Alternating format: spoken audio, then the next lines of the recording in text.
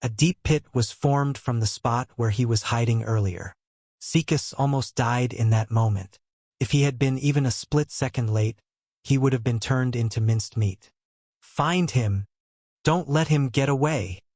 A furious roar suddenly echoed across the forest. The Harunian army was startled, but they quickly sprang into action.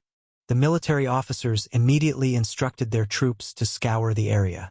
Meanwhile, Arsientis was now seething with rage. He actually missed his target and allowed him to escape. Damn it! Where did that bastard go? He used his spiritual perception to scan the forest, but the target was already nowhere to be found. Who is that guy? Sikas clutched his chest, his face covered in sweat. He managed to escape alive, but the attack grazed his chest and left a deep wound that almost crushed his heart. If it wasn't for his strong life force, he would have already collapsed. There is only one person stronger than Ramondin in Harun. It's definitely him, Arsientis van Harun. I need to report this to His Highness and His Lordship. His chest was bleeding and his face had already turned pale from the blood loss, but Sikas remained calm. Panicking would only make him lose more blood.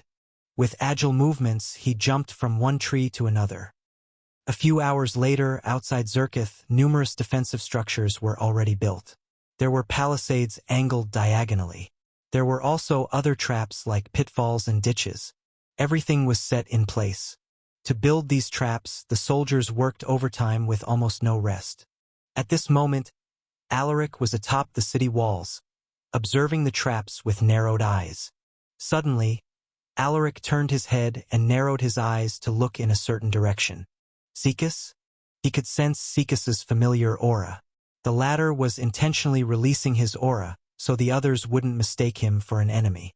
Alaric sensed that Sikas's aura was unstable. "Call the healers quickly. Sir Sikas is injured," he shouted. Hearing his voice, a few warriors immediately rushed to find the healers. Another group of warriors also stepped out of the gate to help Sikas, but the latter stopped them saying he was fine. When Sikas rejected their help, the warriors didn't know what to do. "But sir, you're injured." One of them pointed at his chest. The others also looked concerned, but Sikas didn't bother to respond. He rushed inside the city and was about to jump onto the walls when he saw Alaric standing in front of him. "Your Highness!" Alaric quickly rushed to his side, grabbing the man's shoulder to support him. "What happened? Why are you injured?" He was shocked to see Sikas in such a state. He was not even injured when he went to scout Ramondin's troops. Sikas stared at him and replied, "It was a mythical knight, one who is much stronger than Ramondin. It's him. I didn't see his face, but I'm sure that it was Arsientis van Harun." Alaric frowned at his words. "I understand. You should get yourself treated first. You can tell me the rest later." Sikas's injuries were more urgent, so he quickly brought him to the clinic. While receiving treatment, Sikas told Alaric everything he discovered about the Harunian army. "Good job, Sikas. Get some rest. Don't worry about anything else." Alaric left the clinic and went to find his father. He later found Lucas inspecting their artillery ammunition. "What happened? Why do you look like that?" Lucas raised an eyebrow when he saw Alaric's dark expression. Alaric took a deep breath and explained the situation. "Sikas isn't a weak transcendent knight. Even Ramondin couldn't trace him." Lucas thought with a serious look. "So he really came. We will proceed as planned." Lucas spoke in a cold voice. Alaric nodded at his father's words. The next day, dark clouds hung over the horizon, and heavy rain fell across the landscape. Standing above the walls, Alaric stared at the gloomy sky and muttered, "The weather seems to be cooperating with us. In this kind of weather, the ground would be muddy, making it harder for even war horses to run. The heavens are on our side," added Lucas, who was standing next to him. In the distance, they could already see the approaching enemy troops, but because of the muddy terrain, their march had been slowed down. "Tell the troops to get ready," Lucas told his son. Nodding his head, Alaric sent a hand signal to the military officers. Everyone sprang into action. The auxiliary troops carried all the artillery ammunition and distributed them to the artillery units. The archers also grabbed an arrow from their quivers and knocked it to their bows. Soon, the Harunian troops stopped just beyond their artillery's range. They remained still for a long while, as if mentally preparing themselves before the battle. In the next moment, the war drums echoed along with the thunderous roars of lightning. The Harunian troops charged, their loud battle cries resonating across the city, giving hope to the local residents. "Fire the catapults and trebuchets. Give them hell," Alaric bellowed. As soon as he gave the command, the artillery units began firing the catapults and trebuchets, releasing massive boulders laced with mana bombs. The Harunian troops fearlessly charged. Some of them quickly fell into the ditches and were impaled by the spikes hidden underneath. Thousands of warriors also fell into the deep pitfalls. Due to the rain, the soil was slippery, which made it harder for them to climb out of the pitfalls. With more soldiers falling into the trap, the first ones to fall were quickly buried underneath them, suffocating them to death. At this moment, the boulders smashed into the ground, flattening hundreds of unlucky warriors. The mana bombs tied to the boulders also exploded, killing thousands of soldiers. Bang! Bang! Bang! It was a chaotic scene, but the Harunian troops didn't seem to have the intention of retreating. They pressed forward without regard for their lives. An hour into the battle, the Estanian army sent its troops to stop the advancing enemy forces. Arsientis coldly watched the battle unfold. "I already received a message from Donovan. I need to retake Zerkith and wait for reinforcements before retaking all the cities that they have conquered." He specifically chose Zerkith since it was the easiest to defend among all the cities that Estania had captured. He also planned to eliminate one venerable on the enemy side to weaken their fighting power. By the time the Veronican army arrived, they would have the upper hand against the Estanian troops. At this moment, he noticed that the Harunian army was struggling to advance. "They are putting up a much stronger resistance than I thought, but once we go past their traps, they will be overwhelmed by our numbers." Arsientis analyzed the situation. Suddenly, he felt a strong fluctuation of mana from the city. Roar! His pupils constricted when he heard the loud, beastly roar. Catastrophe-grade beast. He could already sense the beast's power the moment it released its aura. When did they get a catastrophe-grade beast? He thought about Leroy's golem, but the aura was different compared to the golems. This one was more ferocious, like the blazing sun. A flying beast entered his field of vision. It was so enormous that it cast a huge shadow over the battlefield. "That is the rumored draconic lion of House Silversword." Arsientis furrowed his eyebrows. He realized that this would be a tough battle. Roar! The draconic lion's roar struck fear in the hearts of the Harunian troops, momentarily immobilizing them. The Estanian warriors took this chance to kill the stunned enemies. In the blink of an eye, tens of thousands of warriors were killed. "Soldiers of Harun, snap out of it. Kill the invaders!" Arsientis bellowed, unable to contain his fury. Hearing their emperor's voice, the Harunian warriors regained control of their senses. They fiercely fought back. Roar! The draconic lion that was circling above the battlefield swooped down and spewed a mouthful of flames, creating a pillar of fire that engulfed tens of thousands of Harunian warriors. "Ah! Help! I'm burning! Ah! Ah! Kill me!" The screams of the Harunian warriors echoed across the battlefield, making their comrades feel a mixture of terror and fury. Seeing this, Arsientis, who was supposed to stay out of the fight, could no longer sit still. "I need to kill that beast." He glared at the draconic lion, his aura fluctuating intensely. In the next moment, he squeezed his legs, urging his horse to move forward. The war horse neighed before it sprinted with lightning speed. Clip-clop, clop-clop. Even in the muddy terrain, the war horse moved with strong force. Its muscular legs were filled with raw power. Meanwhile, Arsientis was quietly gathering his mana as his horse was gaining momentum. He kept his eyes on the draconic lion, watching its every move. Soon, his sword radiated with power. Feeling the strong vibrations of mana, he immediately swung his sword, releasing a blade energy that sliced through the air. Whoosh! The draconic lion seemed to have sensed his attack.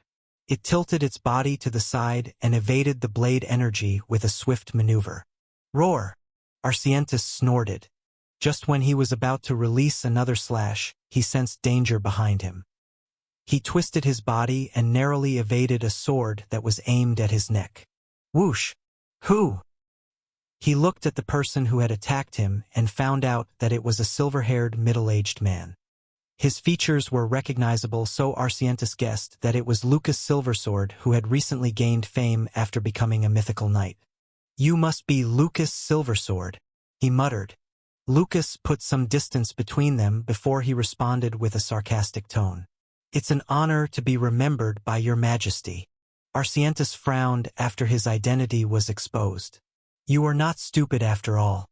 Since you already know who I am, you should be aware of the difference between our strengths. You stand no chance against me." The emperor shook his head with a mocking smile. Lucas smiled faintly. "That's true, but I am not fighting you alone." As soon as he said this, a burst of flame shot towards Arcientus. "HM?" Arcientus swung his sword and destroyed the fireball with his blade energy. Boom! A thick cloud of black smoke rose over the sky. "Even if you joined hands with that beast, you are still no match for me." Arcientus sneered while playing with the sword in his hand. "Did I say that there are only two of us?" Lucas chuckled in response. Hearing this, Arcientus raised an eyebrow. "What do you mean?" It was then that another figure appeared, riding his horse with a sharp gaze. Turning his head, Arcientus laughed in amusement. "Are you saying that this transcendent boy is thinking of fighting me? Your name is Arcientus, right?" Alaric stared deeply at him. "How dare you casually speak of my name, boy?" Arcientus flew into a rage. Alaric let out a smile. "Do you know how Ramondan died?" He paused deliberately to annoy the Harunian emperor. "He was killed by a transcendent knight."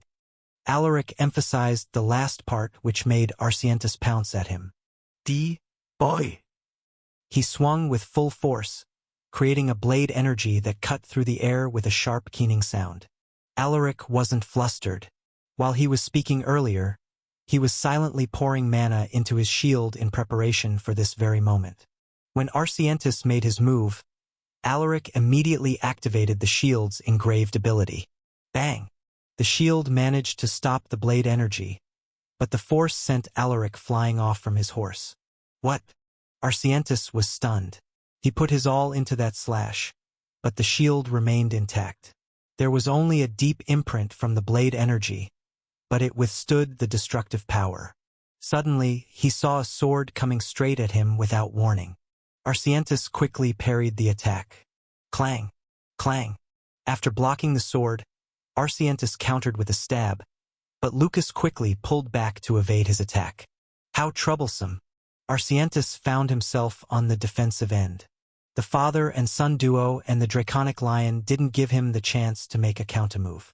What surprised him was the young transcendent knight. He thought that the kid would collapse after receiving more attacks from him, but after several rounds of battle, Alaric managed to get up on his feet. Is this kid made of steel? How is this possible? His shield is no ordinary equipment, but his mastery of the shield is also at an impressive level. How did he achieve this kind of mastery at his age? This was no longer a genius. This young man was a freak of nature. While they were fighting, the battle between the Estanian army and the Harunian army was becoming increasingly violent.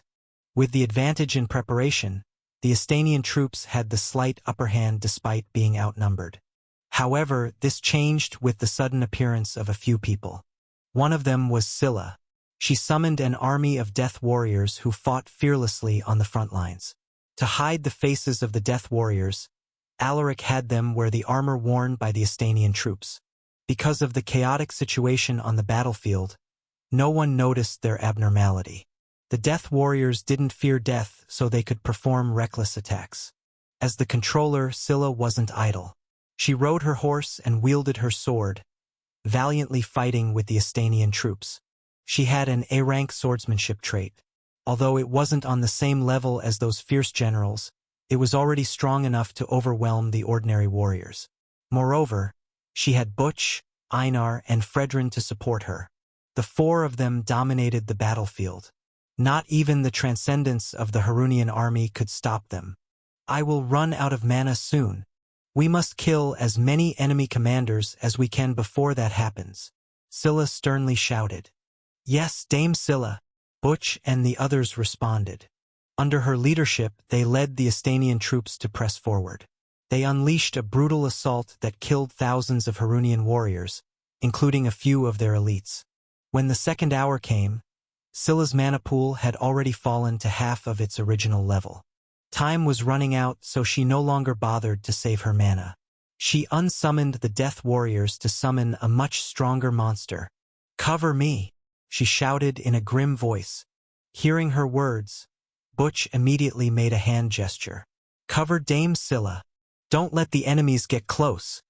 The Estanian warriors encircled her, creating a human wall that prevented the Harunian troops from advancing further. Scylla chanted an eerie mantra which created a gloomy-looking door where a terrifying monster had emerged. It was the Death Knight, a monster on the same level as a peak Transcendent Knight. To hide its evil appearance, Butch and the others immediately draped its body with armor. They also covered the decayed body of its horse with some kind of cloth. Soon, the Death Knight was released. It wielded its lance and destroyed the Harunian warriors who were blocking its path. It was so powerful that even when it was surrounded by thousands of enemies, it still emerged victorious. A few Harunian Transcendent Knights also fought with the Death Knight, but they only lasted a couple of attacks before they perished. The Death Knight was like a meat grinder, killing enemies left and right. 30 minutes after summoning the Death Knight, Scylla's mana pool was already 3/4 empty. Knowing that she would run out of mana soon, she commanded the Death Knight to attack Arsientis, who was busy fighting against 3 enemies. Do everything you can to restrain him, Scylla shouted. Upon hearing her command, the burning embers in the Death Knight's eye sockets flickered. It issued a beast-like roar as it urged its horse to charge towards Arsientis. Arsientis was so occupied in his fight, he didn't even sense that another powerful enemy was approaching. When he sensed the Death Knight, he was already a few seconds late. It jumped from its horse and threw itself into the stunned emperor. Arsientis instinctively swung his sword, but the Death Knight didn't even bother to dodge. It latched onto his body like an octopus, firmly locking Arsientis with its strong arms. Alaric and Lucas didn't waste any time when they saw this. They rushed out and attacked simultaneously. Arsientis's pupils constricted in surprise. Are they not afraid of killing their own comrade? Get off me, you dumb bastard! He roared as he tore the Death Knight's arm through sheer physical strength. It was then that he realized the unusual nature of the Death Knight. This guy isn't human. After freeing himself, he broke the Death Knight's neck and tore its head off. He then blocked the swords coming right at him. Clang! Clang! Lucas and Alaric were shocked. Even in that difficult situation, Arsientis still managed to block their attacks. How dare you collude with the demonic forces? Filthy scums! You will face divine punishment! Arsientis roared, his eyes burning with rage. He was about to swing his sword when he felt a breeze coming from behind. Turning his head, he saw the draconic lion brandishing its sharp claws as it descended from the sky. Roar! Arsientis hastily blocked its claws. Clang! However, the beast suddenly opened its gaping mouth and spat out a breath of flames. Arsientis failed to react on time and was engulfed in the flames. Ah! Despite the mana protecting his body, Arsientis felt a burning sensation in his skin. It was so hot that it made him scream. Gritting his teeth, he took a quick turn and swung his sword. Whoosh! His slash left a long gush on the draconic lion's body. The pain forced the beast to retreat into the air. Roar! Breathing heavily, Arsientis staggered. Half of his armor had melted from the blazing flames. He even had to take off his helmet, forcing him to reveal his face, which now sported severe burn marks. You will pay for this! Arsientis stimulated his energy core. His aura was fluctuating with tremendous energy. His hair fluttered with the wind as he injected mana into his sword. He was furious. He had never received this kind of beating in his life.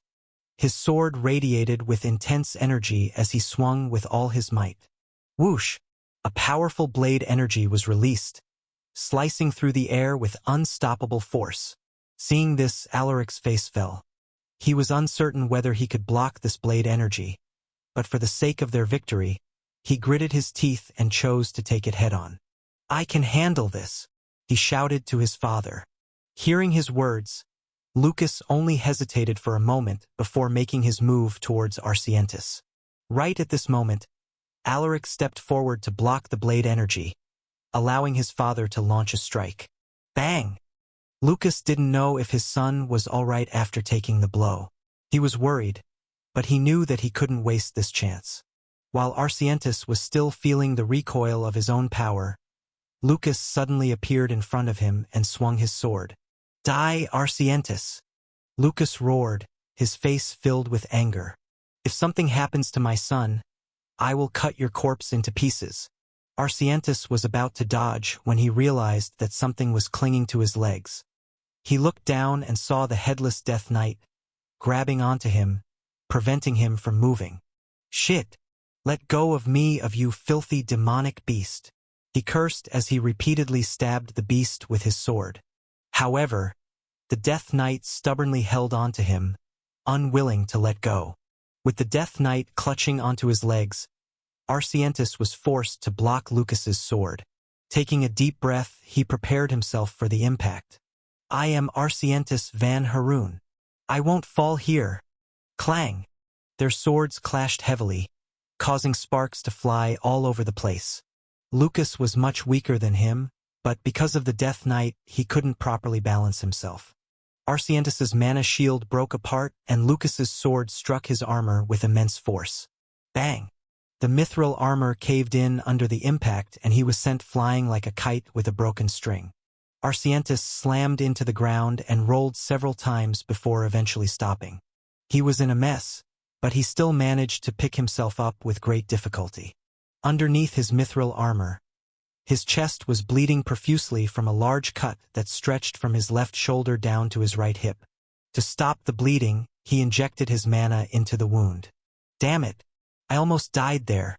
If it weren't for his mithril armor, that slash might have taken his life." Arsientis lifted his head, his eyesight obscured by the blood trickling down from his forehead. He could see Lucas urgently running towards the young Transcendent Knight who had gone unconscious after taking a blow from him. "I should get out of here while his attention is somewhere else." The thought crossed his mind, but before he even turned around, a beastly roar drifted into his ears. "Roar! Shit!" He looked up and saw the draconic lion descending towards him, brandishing its claws with its huge mouth wide open. Is it going to spew flames again? He quickly activated his domain, controlling the earth around him to form an earthen wall. Rumble! To his surprise, the draconic lion bypassed his earthen wall and swung its sharp claws with a mighty roar. Whoosh! Arsientis hastily controlled the earth to form an earthen armor to protect his body. However, the draconic lion's claws penetrated through the earthen armor and pierced his chest. KHSHK. Arsientis grimaced. Bearing with the pain, he grabbed the beast's leg and slammed it to the ground with a shoulder throw. He then lifted his sword, intending to stab its neck, but it suddenly spat out a breath of flames that forced him to retreat. Roar! What a troublesome beast! He frowned, his face covered in sweat. "I need to leave now." He looked around and found out that Lucas was still checking the state of the young Transcendent Knight. "Now is my chance." "Stop right there." A calm voice echoed behind him. Turning his head, he saw 4 people. 3 were Transcendent Knights, and the other one was a 3-ringed beast soulmaster. Seeing them, Arsientis furrowed his eyebrows. Normally, people at this level were nothing to him. He could crush them with sheer physical power, but it was different now. He was gravely injured, and he was using his mana to stop the bleeding on his chest. "Surrender, and we will give you a quick death." The one who had spoken was the only woman in the group. You think mere transcendence like you can stop me? If you don't want to die, get out of my way. Arsientus tried to intimidate them with his aura. Scylla stared deeply at him and sneered. If you were at your peak state, we would have believed your words, but looking at you now, I think even an elite knight could kill you. Arsientus's face darkened. He felt humiliated. Since you are asking for death, I will grant you your wish. He snorted as he charged towards them with quick and heavy strides. With a swift move, he ferociously brandished his sword at the group. Whoosh! Sir Fredrin! Scylla shouted. Leave it to me. Fredrin immediately stepped forward and slammed his shield to the ground as he activated its engraved ability to its full power. Meanwhile, the other three supported him from behind, injecting mana into his body. In the next moment, Arsientus's blade energy struck Fredrin's shield. It held on for a few seconds before it cracked and broke apart. The residual force from the blade energy slammed into the four transcendents and viciously sent them flying. Fredrin, who took the most damage, fell unconscious, while the other three got up with various wounds across their bodies. Persistent fools! Arsientus glared as he slowly approached them with his sword in hand. Your Majesty! We are here to help. A large group of Harunian warriors rushed towards them.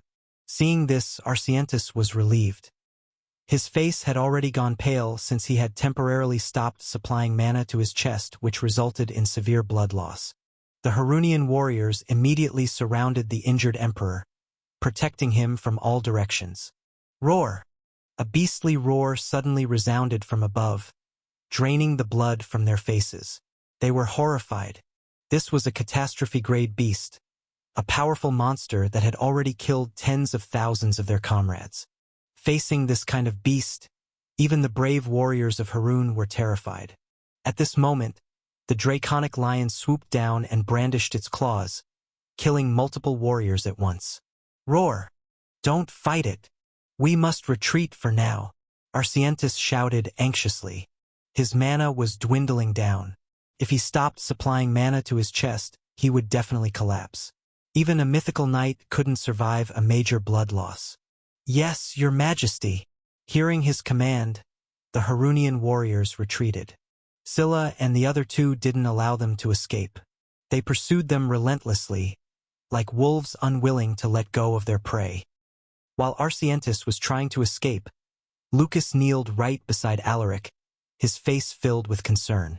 Alaric's heart had temporarily stopped beating, but it fortunately returned to life after he injected mana into his body. My son, please wake up.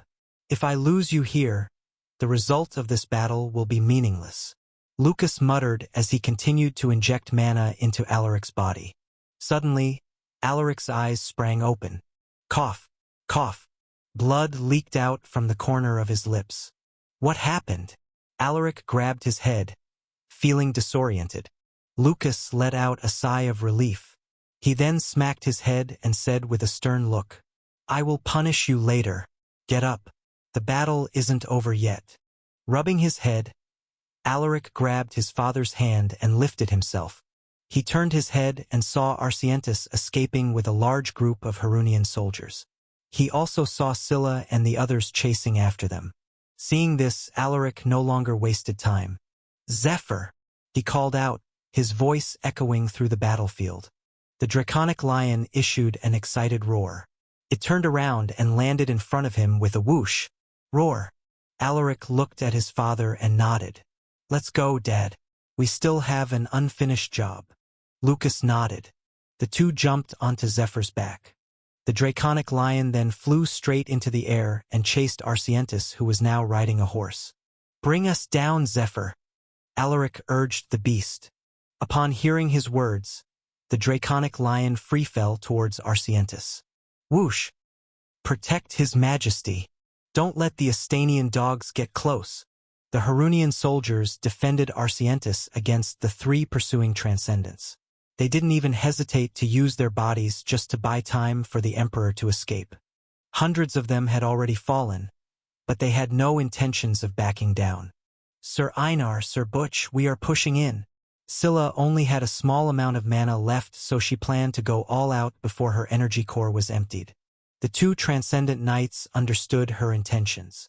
They stimulated their energy cores and fearlessly pounced towards the Harunian warriors. "Move out of the way!" the two shouted. The Harunian soldiers tried to block them, but they were powerless against the two formidable warriors. Screams of desperation and fear echoed along with the sounds of weapons clashing. With Butch and Einar paving the way for her, Scylla gathered mana into her sword, instilling it with corrosive properties. This was her SS-Rank corrosion integrated monster trait. It was also her most powerful ability. She rarely used it because of its potent power, but the situation forced her. Black substance covered her sword, slowly corroding it. If it wasn't for her mana protecting it from the corrosion, her relic-level sword would have already turned into liquid metal. Suddenly, she leaped forward, bypassing the Harunian soldiers to attack Arsientis. Whoosh! Arsientis felt a sense of danger behind him. He instinctively swung his sword, somehow deflecting Scylla's sneak attack. Clang! However, the corrosive power slowly corroded his sword. What the hell is this? He quickly pulled his sword. He could hear a continuous hissing sound from the blackened part of the blade. What kind of strange power was that? It almost corroded my mithril sword. He looked at the woman who had attacked him with some lingering fear and repulsion. "It must be you, the one who summoned that filthy demonic creature." "I don't know what you are talking about," Scylla responded with a snort, refusing to admit. Just as Arsientis was about to say something, he felt an overwhelming energy from above. He looked up and saw the draconic lion swooping down upon him. It's them. He saw two people on its back, including the young transcendent knight who was supposed to be unconscious. Damn it! He decisively activated his domain. He then wrapped his body with earthen armor, while also conjuring sharp spikes to attack the incoming beast. "You are not getting away, Arsientis. You must die here today," Lucas roared as he jumped off Zephyr's back. He released a wind blade with a mighty swing from his sword. The wind blade collided with the earthen spikes, causing a multitude of explosions. Bang! Bang! Bang! Arsientis thought that he had gotten away, but he found himself being yanked off his horse by a massive paw. The earthen armor protected him, but he was still thrown away like a rag doll. He quickly twisted his body in midair to land stably on the ground. His face visibly turned paler as the gaping wound on his chest began to bleed profusely. He quickly stopped the bleeding, but this also forced him to cancel his domain. "I should have waited for Donovan." He regretted taking action. All the sounds around him were suddenly muted when he was faced with this crucial moment of life and death. He saw Lucas and the young transcendent knight rushing towards him in slow motion. He also saw the draconic lion pouncing at him while brandishing its sharp claws. "So this is where Arsientis van Haroon, will perish." Arsientis stood still with a regretful smile on his face. "If only I hadn't attacked Estania." In the next moment, Alaric's sword stabbed into his chest and Lucas's sword decapitated his head with a slash. The draconic lion's sharp claws then crushed his headless body. The Emperor of Haroon, Arsientis van Haroon, died in the most tragic manner. The soldiers of Haroon were stunned, unable to react after seeing him die. "His Majesty is dead." No way. They couldn't believe it. The glorious dragon of the nation and the most powerful man of Haroon died just like that. Looking at the gloomy-faced Haroonian soldiers, Alaric raised his sword and shouted, "Glory to Estania!" Hearing his words, the Estanian warriors echoed him. "Glory to Estania! Glory to Estania!" The Haroonian army still had over 300,000 warriors, but they no longer had the will to fight. Most of them just stood listlessly as they looked at the gloomy sky. Some of them even collapsed to the ground, crying their hearts out. The loud cheers of the Estanian army only made them even gloomier. "Warriors of Haroon, your emperor has already perished. Surrender and you will be spared." Lucas took the chance to seal their victory. "Surrender and you will be spared." The Haroonian soldiers hesitated momentarily, but a few of them threw their weapons and kneeled to the ground. "I surrender." Please spare us. One by one, the Harunian soldiers raised their arms and kneeled. However, there was also a large group of loyal soldiers who refused to surrender. They raised their weapons and charged towards the Estanian warriors. I will serve you again in my next life, your majesty. We will never yield. Another battle erupted, but these loyal Harunian soldiers were quickly put down by the Estanian army. The battle only lasted half an hour before all the loyal Harunian soldiers were killed. Seeing their comrades die, the ones who had surrendered were filled with remorse, guilt, and grief. It was finally over. Alaric looked at the battlefield with a sigh. Under. Mission complete. Rewards: 2,500 battle points, 150 stat points, 750 EXP. Random equipment card X1. Under. You have completed the mission with exemplary results. A bonus reward will be given for this remarkable achievement. You received 1,000 EXP, 2,500 battle points, Catastrophe Grade Steed Card X1. Alaric was dumbfounded. The mission stipulated that he had to conquer 6 cities. This meant that Laynard's troops had already captured Nakalub. That guy is really something. Although Nakalub didn't have a venerable at the helm, the city was surrounded by a body of water, making it hard for ordinary troops to besiege it. The only way to conquer Nakalub was through naval warfare or aerial attack.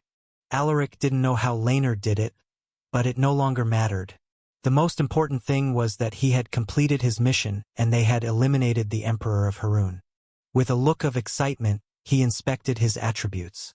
Alaric's Silversword, Transcendent, Knight, EXP, 3,233, 5,000/5,000.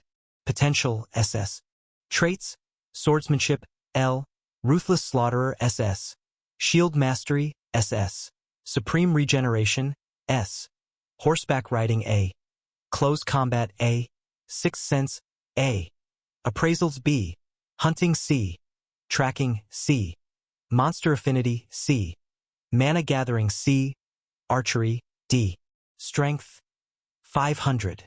Stamina, 500. Agility, 500. Vitality, 391. Endurance, 392. Mana, 430. Battle points, 21,330. 25,000.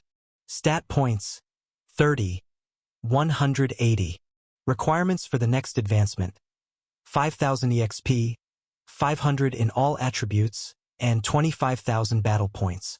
I already fulfilled my EXP and battle point requirements. I just need to max out all my attributes to advance to the next level. He was already half a step away from becoming a venerable, and the thought of standing on the same level as them almost made him scream with joy. Without further hesitation, he distributed the stat points he received. Endurance, 392, 500. Vitality, 391, 469. Stat points, 180, a 0. After distributing all his stat points, only his vitality and mana weren't at max level. Do you want to use your random equipment card? Yes. No. Seeing this notification, Alaric unhesitatingly clicked no. He would deal with his rewards later. Alaric, how should we handle those soldiers? Lucas's voice suddenly drifted into his ears, interrupting his thoughts. Alaric closed the system screen and looked at his father. He pondered for a moment before he replied. With the number of troops we have here, it will be difficult to handle this many war prisoners. How about we send them to the 6 cities under our control and have them repair all the damage caused by the war? Lucas furrowed his eyebrows. That is a good suggestion, but escorting them separately would require a large number of troops. We just have to tie the stronger warriors in mithril chains. Given the current situation, I don't think they will continue resisting. Alaric responded. I see. Lucas nodded, rubbing his chin thoughtfully.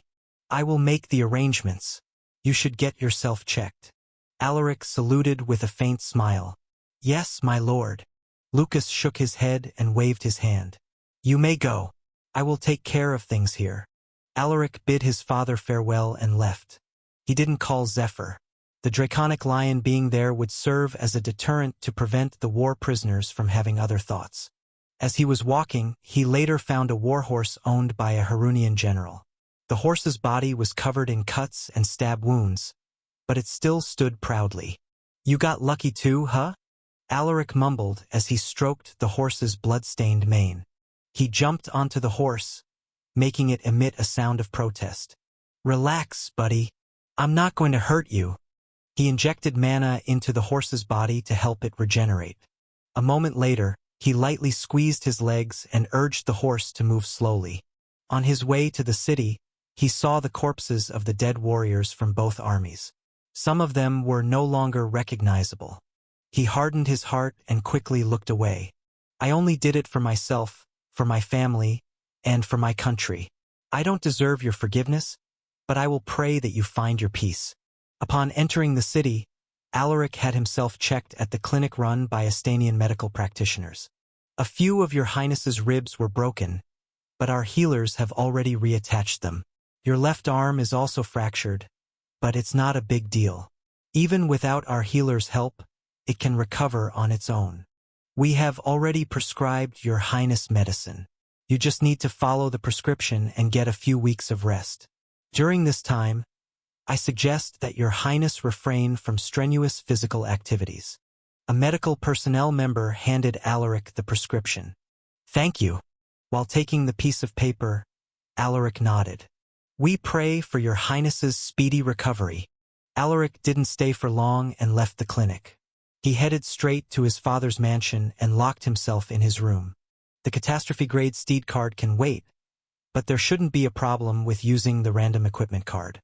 He thought with a look of anticipation. "Do you want to use your random equipment card?" "Yes." "No." This time Alaric clicked, "Yes." Suddenly, motes of light floated above him, looking incredibly mystical. "Congratulations!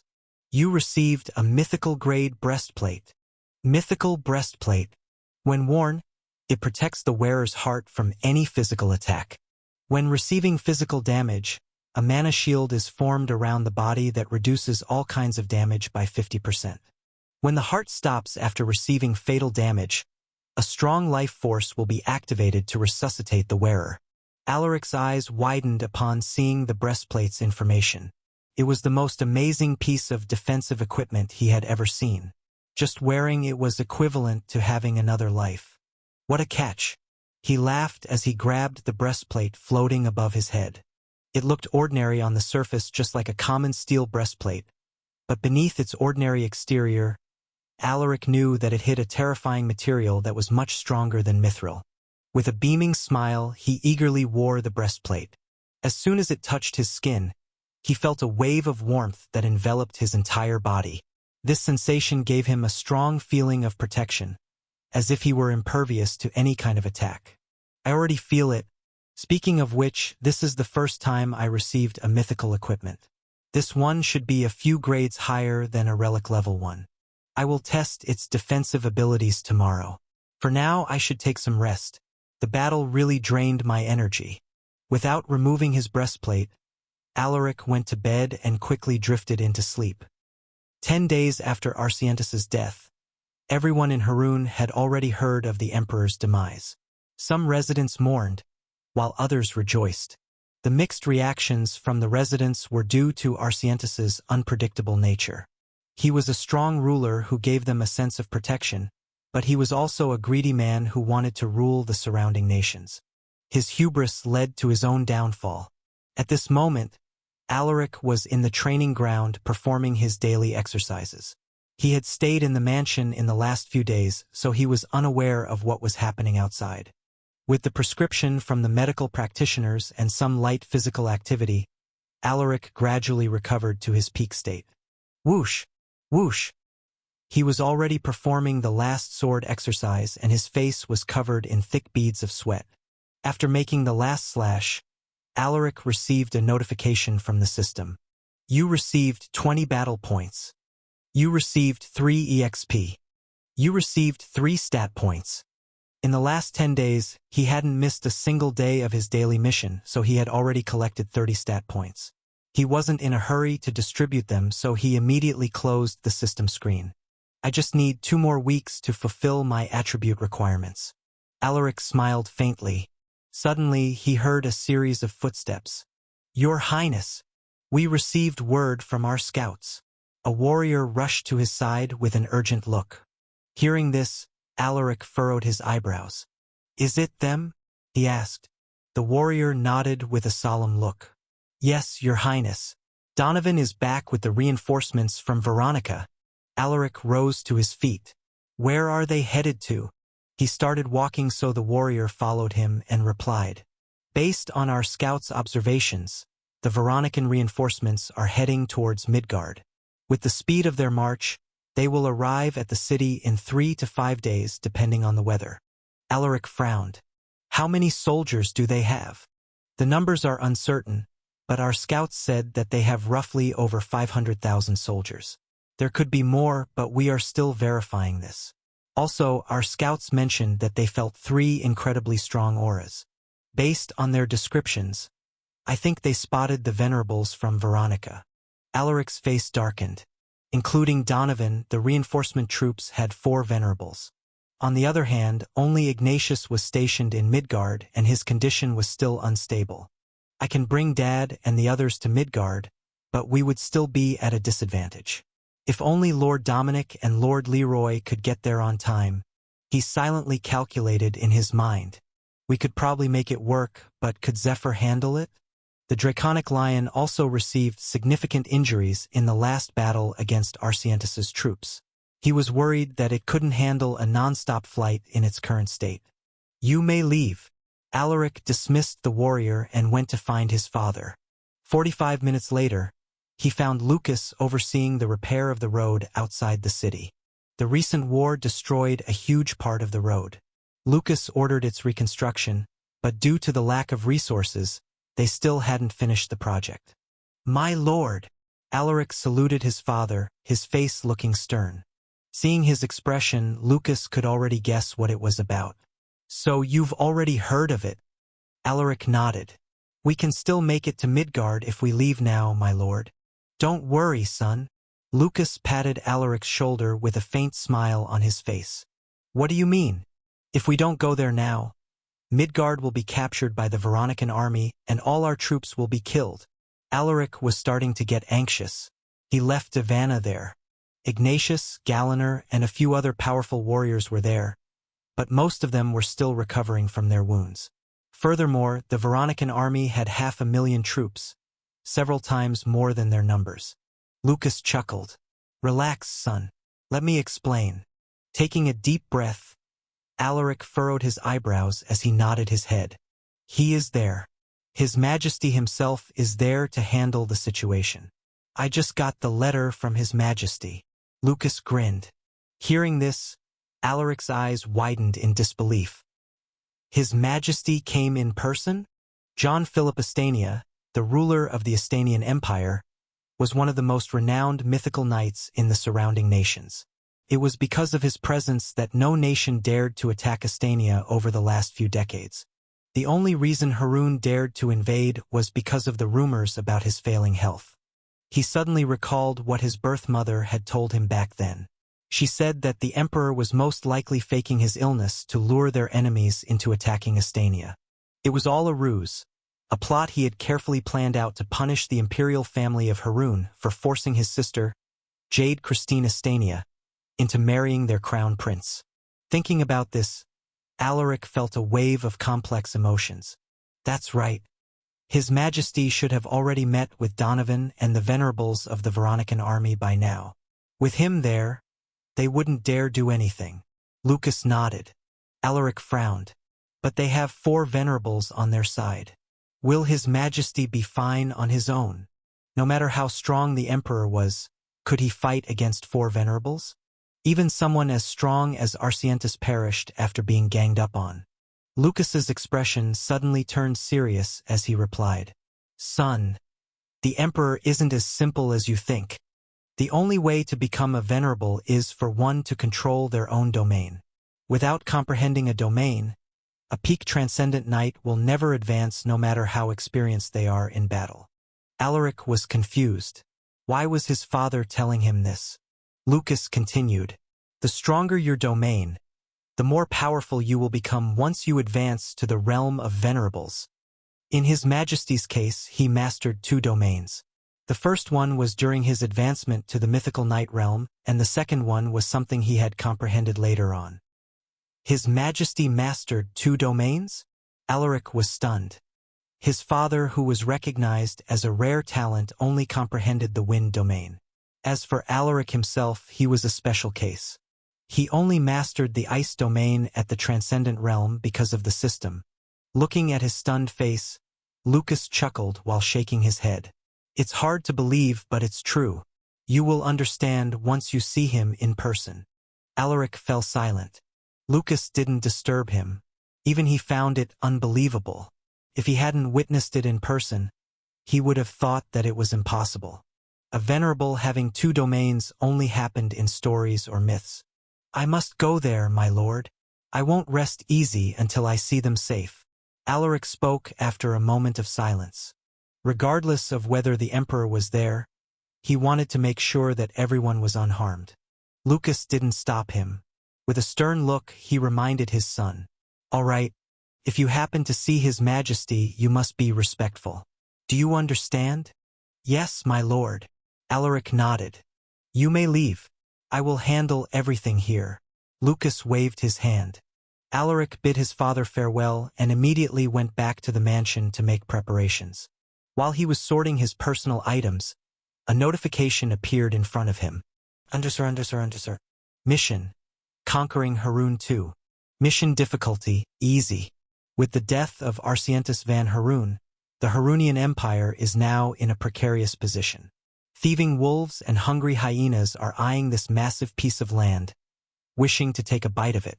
To prevent your spoils from getting stolen, turn Harun into a subordinate nation. Rewards: 300 battle points, 30 EXP, 30 stat points. Penalty for failure: Harun will be conquered by other nations. Under. Alaric furrowed his eyebrows. The mission difficulty was easy, but he knew that things could change depending on the circumstances. The priority now is to confirm the status of everyone in Midgard. He closed the cyan screen. After making his preparations, Alaric stepped out of the mansion and summoned Sikas and the others who had followed him here in Zerkith. The 5 transcendents soon gathered at the empty space in front of the mansion. "Everyone, I have no time to explain, so I will make this quick." Alaric stared at their faces. Sikas and Fredrin, who had sustained the most injuries in the last war, had already recovered. "We are heading back to Midgard," he announced. The 5 transcendents nodded. Seeing this, Alaric turned around and made a whistling sound. "Roar!" Zephyr's roar echoed from the distance, reacting to his call. In the next moment, the draconic lion emerged from the sky and descended in front of them. Whoosh! "Let's go!" Alaric jumped onto Zephyr's back. The 5 transcendents quickly followed. Zephyr flapped its wings, roaring majestically as it soared into the air. Roar! Up in the sky, Alaric was still feeling a bit restless. "Please be safe, everyone." "Your Highness, can you tell us what happened?" Fredrin's voice suddenly drifted into his ears. Without turning his head, Alaric calmly replied, "I received a report that the Veronican army is heading to Midgard. His lordship told me that someone is there to handle the situation, but I need to go see it myself." Hearing this, they no longer asked him anything. Meanwhile, in Midgard, Ivana was inside Alaric's study, going over various documents related to the affairs of the city. "Luckily, I have you here. Otherwise, it would have taken me months to complete everything." The elven princess sighed as she looked at the beautiful Veronican woman sitting adjacent to her desk. It was Matilda, the woman who had recently been promoted as Alaric's assistant. Ivana held strong prejudice against her, but after interacting with her in the last few days, they became a lot closer, and she now considered Matilda as her friend. Matilda lifted her head and smiled at her. "You overpraise me, Mississippi. With your skills, You can handle these things well even without me. Ivana chuckled at her words. You are getting better at flattering people. Did you learn that from him? I'm speaking the truth, miss, Matilda replied cautiously. Matilda, you don't need to be formal. There is no one here, so you can speak freely with me. Ivana sighed. I wouldn't dare. I may have become His Highness' assistant, but I am still a servant of House Silversword. Please forgive me for disobeying you, Mississippi, Matilda replied with a look of difficulty. Fine. Whatever makes you feel comfortable. Ivana didn't force her. At this moment, a series of knocks on the door interrupted their conversation. Knock, knock, knock. Ivana turned her head and cleared her throat. You may come in. Creak. Galliner stepped inside the room and lowered his head. Miss, someone is outside the mansion claiming to be a servant of His Highness. I already sent someone to verify their identity. Do you want me to send them here once their identity has been confirmed? Hearing this, Ivana raised an eyebrow. Send them here, but don't let them bring any weapons. She answered. I understand. Galliner nodded and left right away.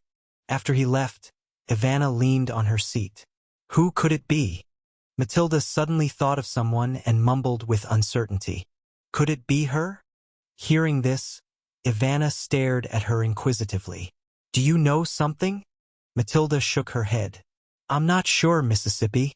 Do you remember the servant who was always with me? The female knight with big breasts.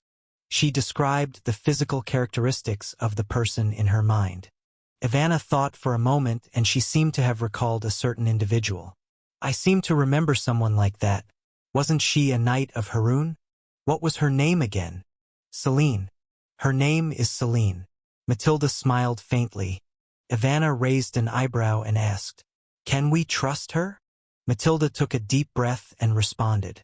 When His Highness left Estania to march here with the Estanian army, Celine left North Pinetown to look for her family here in Haroun.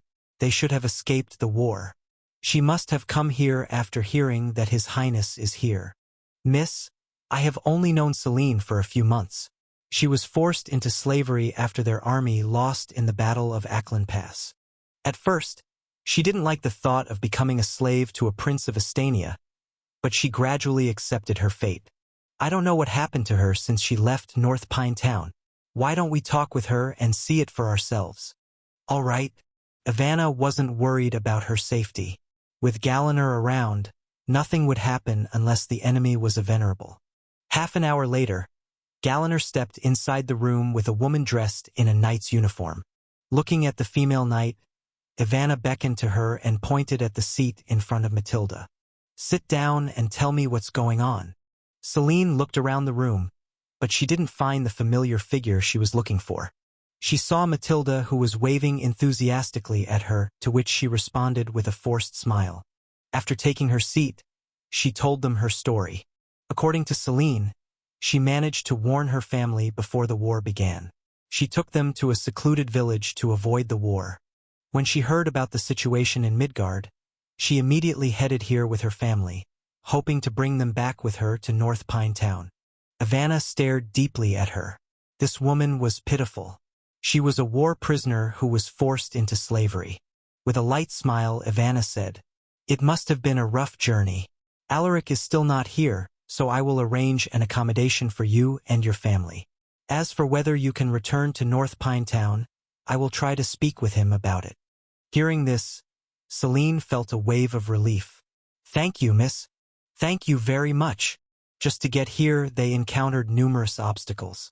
There was even a time when she almost lost a member of her family when they encountered a group of pillagers. They only managed to get away after she killed them all. Unknowingly, she found herself crying. Matilda quickly rushed to her side and hugged her tightly. It's all right. Everything will be fine, Celine. You did a good job coming here safely.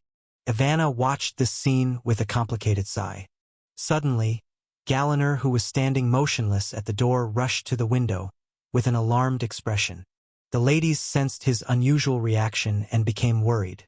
Sir Galliner, what happened? Asked Ivana as she rose to her feet. Galliner narrowed his eyes and replied with a grim look. I sense a powerful aura approaching Midgard and it's moving so fast. Hearing this, the ladies panicked. Ivana was the first one to calm down. We need to alert the army. We need to inform them at once. Hold on. This aura. Galliner raised a hand, signaling them to wait.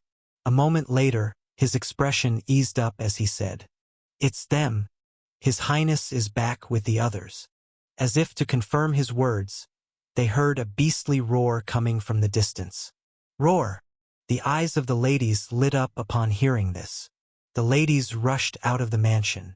Upon coming out, they saw that a small crowd of people had already gathered outside.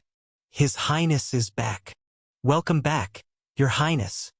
Looking at the draconic lions circling above them, everyone cheered excitedly. Ivana heaved a sigh of relief when she saw Alaric standing on the draconic lion's back. A moment later, the beast descended with a mighty roar. Roar! Alaric jumped off of Zephyr's back and smiled faintly at Ivana, who was in the crowd. The two didn't say anything, but it seemed like their eyes were relaying each other's thoughts. Thank you, Aru. Seeing that everyone was unharmed, Alaric thanked the benevolent god, Aru, from the bottom of his heart. He warmly greeted everyone who had come to welcome their arrival. He then approached Ivana and sent her a knowing look. Let's talk in my study. Hearing this, Ivana nodded her head. All right. The crowd gradually dispersed and they immediately sent the news about Alaric's return to the whole city. On their way to the study room, Alaric tapped Galliner's shoulder and whispered to him, "Thank you for keeping everyone safe." Galliner lowered his head. "I'm only doing my job, Your Highness." Alaric smiled at his words. Soon, they arrived at the study and he invited everyone to come inside. "Take your seats." He motioned to the group to sit down. Upon taking his seat, Alaric finally noticed Celine in the group. Based on the condition of her armor, it looked like she had gone through a lot of trouble on her way to Midgard. "Since you chose to come here, I guess you have already made your decision." He spoke to the female knight. Celine knew that he was talking about her, so she immediately responded with a nod. "Yes, Your Highness. I have already made up my mind. I wish to bring my family with me to North Pine Town. I hope Your Highness accepts them as residents of the town." She lowered her head respectfully. Alaric stared deeply at her. "I can allow that, but you will be responsible for their actions." Celine could be trusted, but the same could not be said of her family. They might be loyal to Harun, so he would place them under surveillance for a while. The female knight was ecstatic. Her eyes lit up and she quickly rose to her feet and bowed to him. "Thank you, Your Highness." With a faint smile, Alaric waved his hand. "I will arrange a new post for you, but we will talk about that later." Having her as a maidservant was too degrading for a knight. With her skills, she could serve as a company commander for the household. Celine felt a wave of relief. She thought that Alaric wouldn't accept her again. After dealing with her matter, Alaric turned her gaze to Ivana. "I heard that His Majesty has arrived to negotiate with the Veronican army. Do you have any news about the situation?" When he mentioned this, Ivana nodded with a serious look. "It's true. The negotiations started yesterday, but there is still no word about the results. Do you want me to send someone to inquire about the status of the negotiations?" Alaric shook his head. "There's no need. I will go there myself. Just send me someone who can take me there." He wanted to see the emperor with his own eyes. After hearing his father's praises for the emperor, he had a strong urge to use his appraisal on him. "Sir Galliner knows the way. He can take you there." Ivana looked at Galliner while she was saying this. Hearing this, Alaric sent Galliner a look. "Galliner, prepare the horses. We will leave at once." Zephyr had flown non-stop at full speed, so he decided to go there on a horse. Galliner acknowledged the command with a salute. "Your subordinate obeys." He then turned around and left with haste. After he left, Alaric stared at Ivana and said with a smile, "Thank you for managing the city. I knew I could count on you." Ivana smiled while shaking her head. "I didn't do it on my own. Matilda helped me a lot." When she heard Ivana mention her name, Matilda bowed and said, "Miss Ivana did most of the work. I only supported her at the sidelines. Alaric knew that she was just being humble, but he didn't bother to comment. You two did a great job. You can tell me what reward you want once I return from my trip. Ivana didn't say anything and just smiled at him. On the other hand, Matilda's eyes flashed with a thoughtful look. He chatted briefly with the ladies before bidding them farewell. I must go now. Be careful on your travels, Your Highness.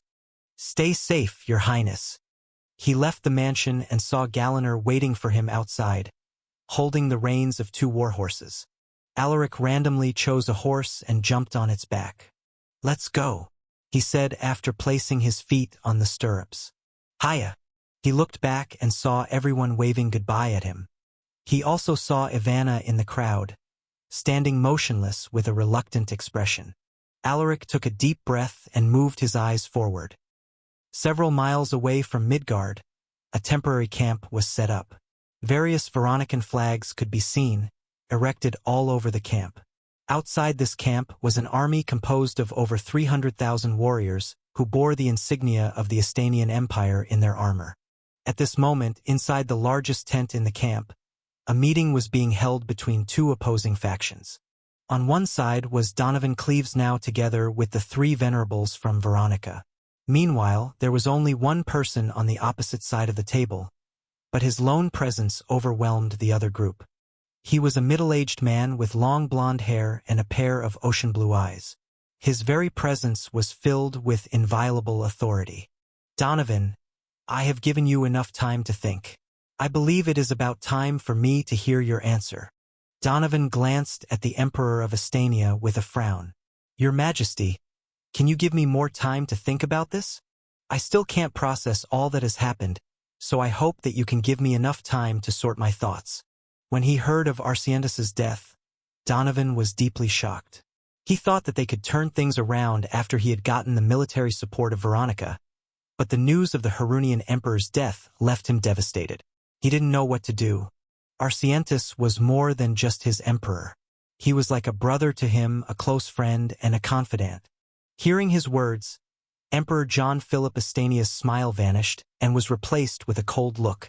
Donovan, I understand your situation, but I am giving you a chance here.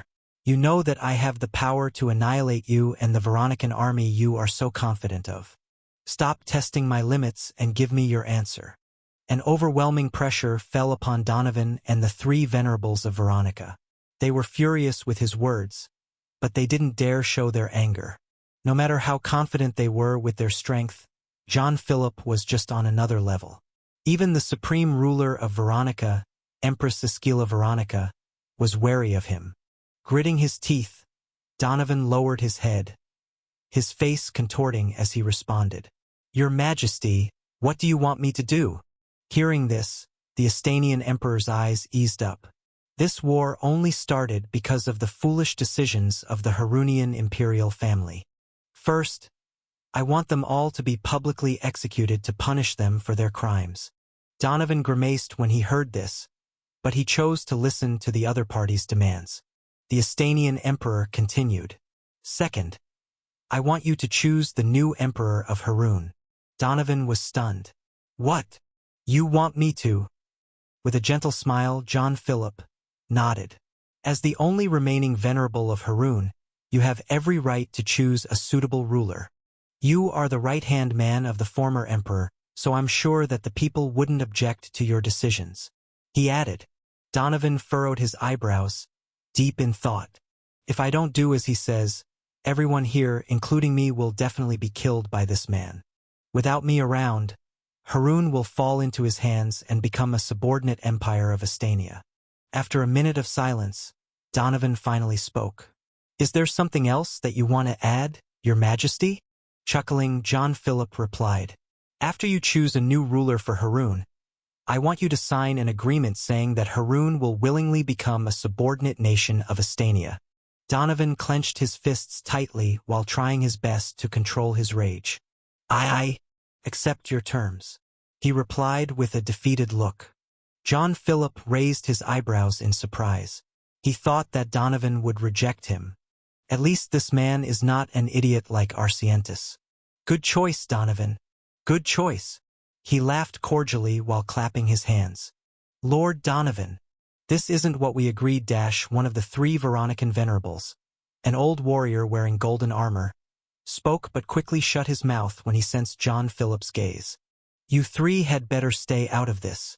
I might accidentally swing my sword if you utter another word," the Estanian emperor said in a domineering tone. The old warrior gnashed his teeth in anger, but he still lowered his head, not daring to say another word. After giving them a warning, John Philip turned his gaze back to Donovan and smiled at him. "You will not regret this choice, Donovan." The latter could only smile bitterly. "What other choice do I have?" Although he valued his friendship with Arsientis, he valued his life more. He stood up and did a fistpalm salute.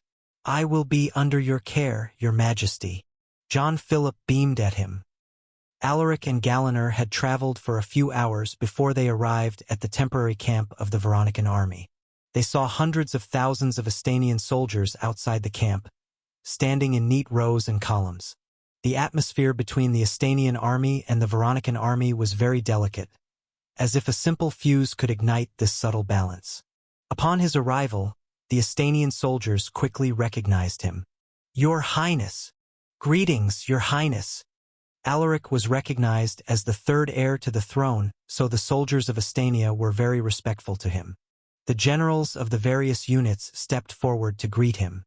Alaric greeted them one by one. "May I ask where His Majesty is?"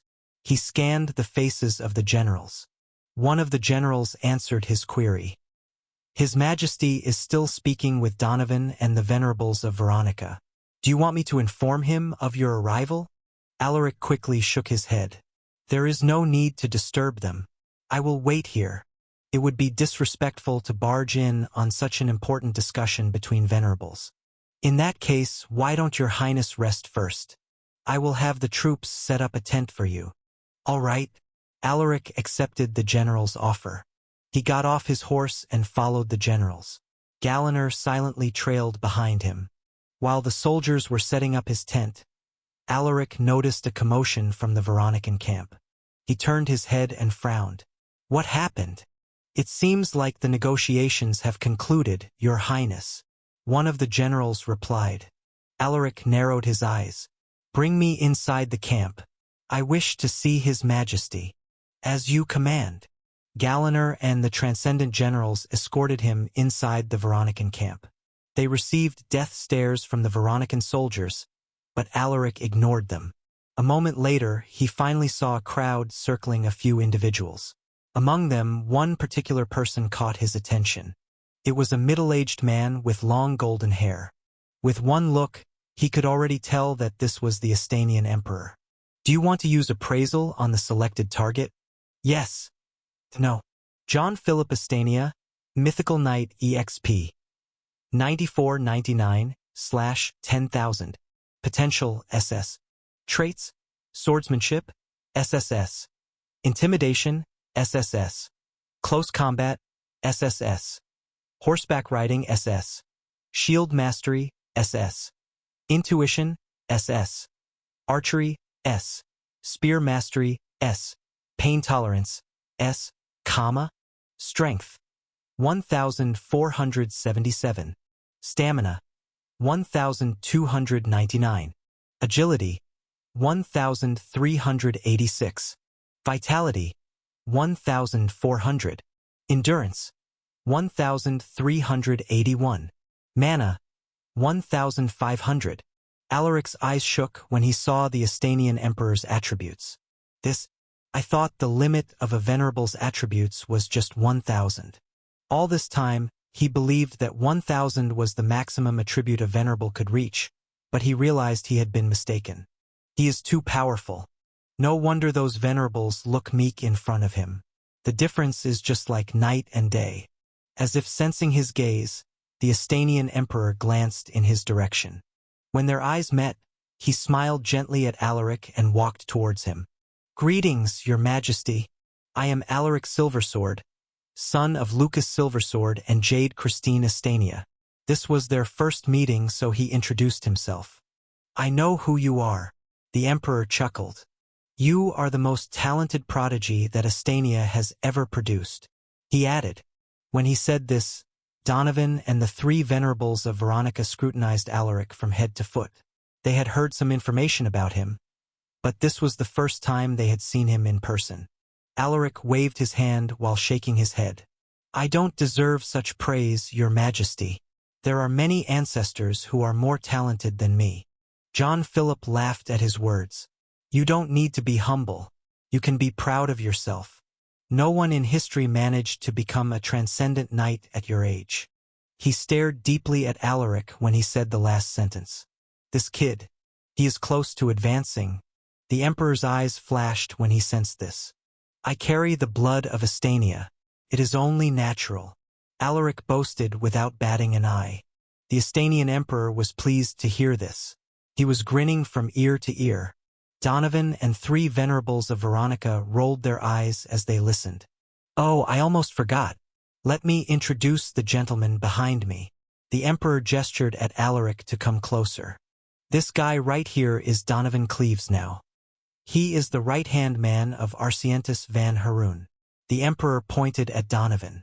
He then leaned over and whispered to Alaric. Don't be fooled by his gentle appearance. This guy is quite cunning. If you come across him next time, you should be very careful. Although he was whispering to Alaric, Donovan and the three venerables still heard his words. They knew that he was intentionally doing this. Alaric didn't expect the Emperor to be this mischievous. He thought that the Emperor was always serious, but he was still human after all. Do you see this old guy wearing the gaudy golden armor? He is Martin Lancer. He is quite the show-off, but he is the best Lancer I know. The thin guy beside him is Hansel Gremory. He doesn't look like a Veronican citizen because his mother is someone from another empire. And this one right here is Vince Carl Hamilton. He looks the youngest of the three, but he is actually the oldest. He only looks young because of his integrated monster trait. Donovan and the three could only force out ugly smiles on their faces at the Emperor's unique way of introducing them. They were annoyed, but they didn't dare show it on their faces. It's an honor to meet the respected venerables. Alaric politely greeted them. Not bad, not bad. You are young and promising, Martin praised. It looks like the future of Estania is bright, Hansel added. After exchanging pleasantries with the venerables, the Emperor cleared his throat and spoke to him. Alaric, your household did a great job in this war. Tell me if you want anything. The Emperor's words surprised him. This was a clear sign that the Emperor favored him. Is this a test? What should I say here? Alaric was silent for a moment. There's no need to think hard. I will just tell him what I truly want. He looked at the Emperor and replied, Your Majesty, I don't have any grand wishes. I just want to go home and see my family again. The Emperor raised his eyebrows. He didn't expect this kind of answer from him. If it were his sons, they would definitely ask for some material things or more authority. The Estanian Emperor rubbed his chin while staring at him. I initially wanted to bring you with me to watch the execution of the Harunian imperial family, but since you want a vacation... The Emperor's face broke into a smile as he nodded his head. All right, I will grant your wish. Hearing this, Alaric was ecstatic. Thank you, Your Majesty. Ha! Look at you. Your household contributed a lot and you just asked for a vacation. The Emperor was amused. Alaric looked ahead, his face filled with longing. I don't want to regret not seeing them more in the future. My family is my most important treasure. His words resonated deeply in the Emperor's heart. I don't want to regret not seeing them in the future. This kid. How can he say such profound words at his age? The Emperor recalled the image of someone he hadn't seen in a long time. It was a beautiful woman wearing traditional clothes. She always played the guzheng. The songs she played surfaced in his mind. It was as if she were playing the song right next to him. I should have visited you more often. My wife. Before becoming the Emperor of Estania, he met this gentle woman. She wasn't a noblewoman or the daughter of a rich merchant. She was just a commoner, but she was the only woman who had captured his heart. Thinking about her, he let out a sigh. Alaric, walking by his side, heard this, but he didn't know what the emperor was thinking. I will send my subordinates to take over the cities under your control. Once they get there, you can take your people home. The emperor patted Alaric's shoulder. Thank you for granting my request, Your Majesty. Feeling grateful, Alaric lowered his head. You deserve it. The emperor responded with a smile. After that exchange, the emperor had a brief conversation with Donovan and the three venerables. He mentioned that he would meet the Veronican empress and try to make up for her losses. To his words, the three Veronican venerables could only agree without complaint. Alaric, who was observing from the side, couldn't help but admire the emperor. You will be respected if you have absolute power. After some time, the venerables of Veronica excused themselves. Donovan also bid them farewell and left with his subordinates. Only Alaric and the emperor remained. The emperor was silent for a while. Alaric didn't know what to say, so he also stayed quiet. After some time, the emperor suddenly asked him, Alaric, what do you think about becoming the next emperor? Alaric glanced at the emperor in surprise and was tongue-tied for a few seconds. That, Your Majesty, I don't have any interest in becoming the emperor. I don't think I can rule over the nation. Besides, I think Laenard is the right fit for the throne. He honestly told the emperor what was on his mind. I see. What a pity. The emperor shook his head with a regretful expression. I think you are a better fit than Laenard. He might be wise, but he lacks a certain kind of trait that an emperor should have. He paused for a moment before he continued. He is too forgiving. That might be good for now, but once he becomes the ruler of Estania, there are times when he needs to be ruthless. Alaric, if there comes a time when you think that Laenard will do something wrong, I hope that you will try to help him do what is right. The emperor stared deeply at him. I carry the blood of Estania, Your Majesty. It is my duty to help him once he becomes the next ruler. Alaric solemnly replied. The emperor smiled faintly. You should return to Midgard. I will make the necessary arrangements so you can have that vacation early. Thank you, Your Majesty. Please be careful on your travels. Alaric bowed and left after bidding him farewell. The emperor watched him leave, his eyes flashing with deep interest. With his help, I don't have to worry about the country's future anymore even when I'm no longer around. Alaric returned to Midgard. His thoughts were still occupied with his last conversation with the emperor. At this moment, a notification popped up in front of him. Undersir. Mission complete. Rewards, 300 battle points, 30 EXP, 30 stat points. Undersir. The system notification pulled him from his thoughts. His mission was for Harun to become a subordinate nation of Estania. I thought I had to wait for a while before I could complete this mission. Without hesitation, he distributed all the stat points he received to his mana. Alaric's Silversword, Transcendent Knight EXP, 5000/5000. Potential SS. Traits, Swordsmanship, L. Ruthless Slaughterer, SS. Shield Mastery, SS. Supreme Regeneration, S. Horseback Riding, A. Close Combat, A. Sixth Sense, A. Appraisals, B. Hunting, C. Tracking, C. Monster Affinity, C. Mana Gathering, C. Archery, D. Strength, 500. Stamina, 500. Agility, 500. Vitality, 500. Endurance, 500. Mana, 430. 460. Battle points, 25,000. Stat points, 30. A 0. Requirements for the next advancement: 5,000 EXP, 500 in all attributes, and 25,000 battle points. His EXP and battle points were already at maximum, so both stats no longer increased. What a waste. Anyway, I just need a little bit more to advance. He smiled after checking his attributes. Several hours later, they finally returned to Midgard. Upon arrival, Alaric summoned Ivana and his closest confidants to his study. I have good news for everyone. He smiled as he scanned their faces. His Majesty has allowed us to return home early, he announced. Everyone cheered upon hearing this. They could finally go home. Since coming to Haroun, most of them had never gotten a good night's sleep. They were always on edge and they needed to be cautious wherever they went. "Thank you, Your Majesty. His Majesty is so kind." Some of them expressed their gratitude. Seeing them so excited, Alaric reminded them, "But we can't leave just yet. We still have to wait for His Majesty's people to take over the city. During this time, you must do your tasks properly so that things will be smoother as soon as they take over." "Yes, Your Highness," everyone responded in unison. "All right, that's all I want to say. You all can leave and return to your posts." Alaric waved his hand. One by one, the people in the study left after excusing themselves.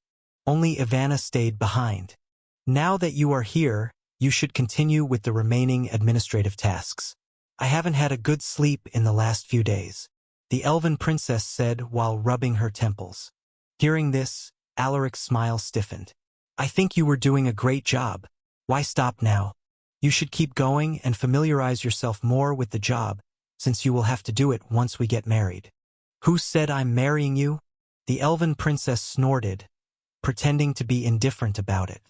"Even if you are against it, I will send a proposal to your father soon." Alaric chuckled, playing along with her. Ivana wanted to retort, but she could no longer hide her embarrassment. "You are taking advantage of me. I don't want to do all those boring tasks."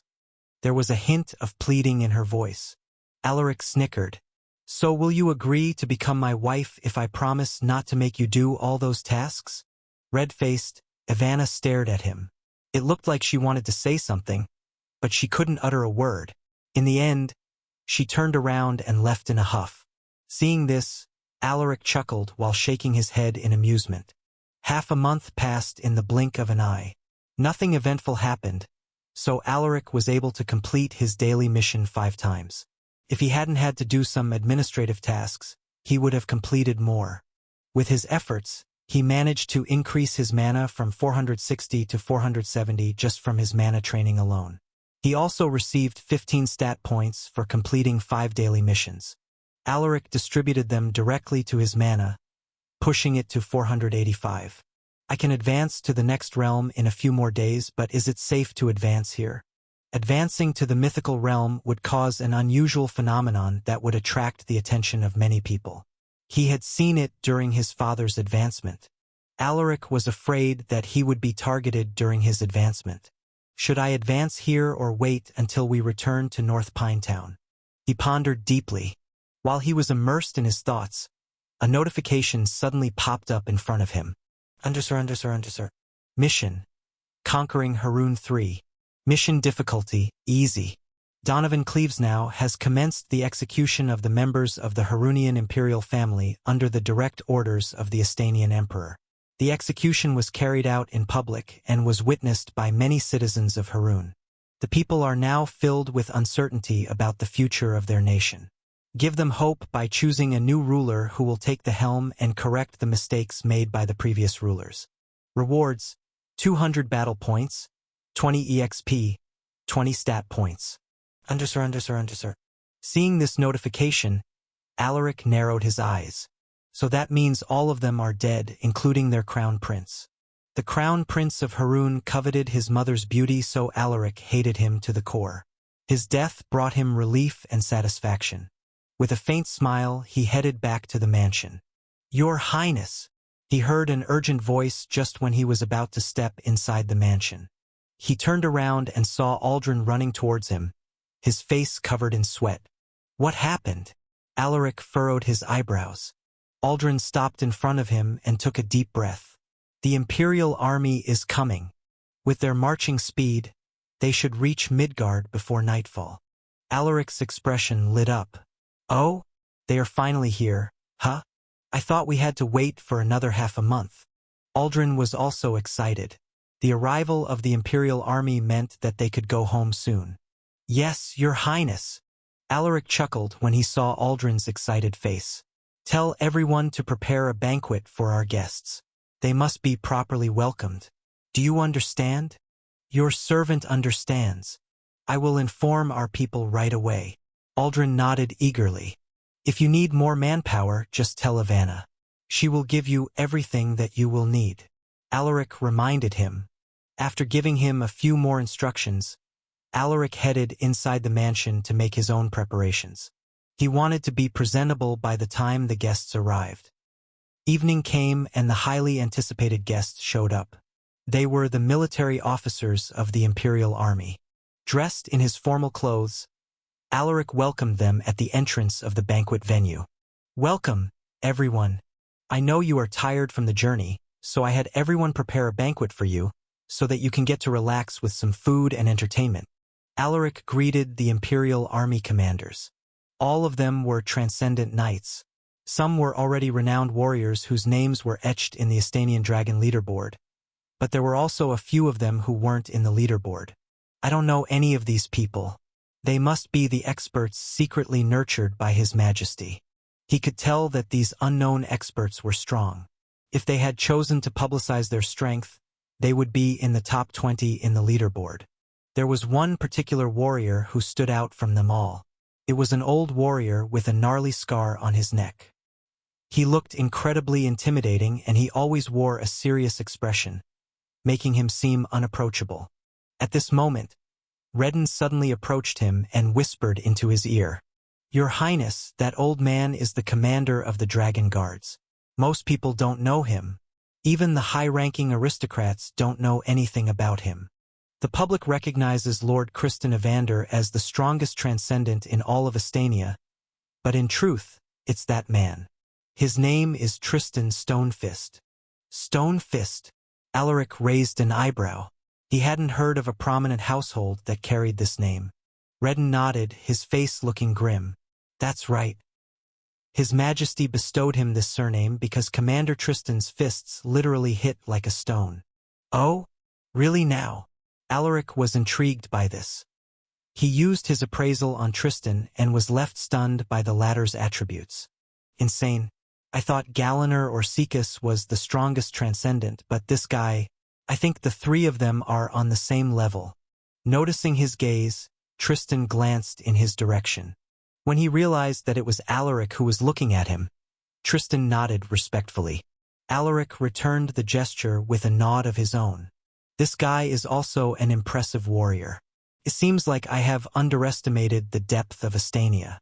To think that there are hidden experts like this man." The banquet program began after greeting the guests. Various local performers performed on the stage. While the performances were ongoing, Alaric interacted with the Imperial Army commanders, including Tristan. He wanted to befriend these people since he might have some dealings with them in the future. To his surprise, he found out that Tristan was friendlier than he seemed. The old warrior became more talkative with the influence of alcohol.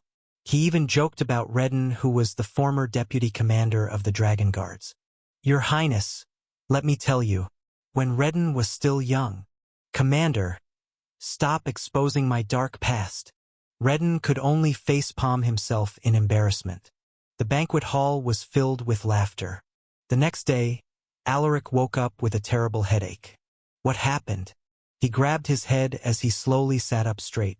He looked around and realized that he was inside his room still wearing the formal clothes he wore last night. "I remember chatting and drinking with the commanders of the Imperial Army." Recalling what had happened last night, he shook his head with a wry smile. He had forgotten how many bottles of alcohol he had drunk since he stopped counting after the 20th bottle. "Knock, knock, knock. Your Highness, it's me. I brought your hungover soup." Matilda's voice echoed from outside the room. Hearing this, Alaric rubbed his eyes and said, "Come inside and bring it here." Creak. Matilda, dressed in her working uniform, stepped inside. She pushed a cart with a bowl of soup. Alaric could already smell the refreshing aroma of the soup. From its scent, he recognized a few herbs that aid in digestion and headaches. "Did you make this?" he asked as he took the bowl from the tray cart. Matilda shook her head and replied, "Celine made the soup, Your Highness." Celine? Alaric didn't expect this.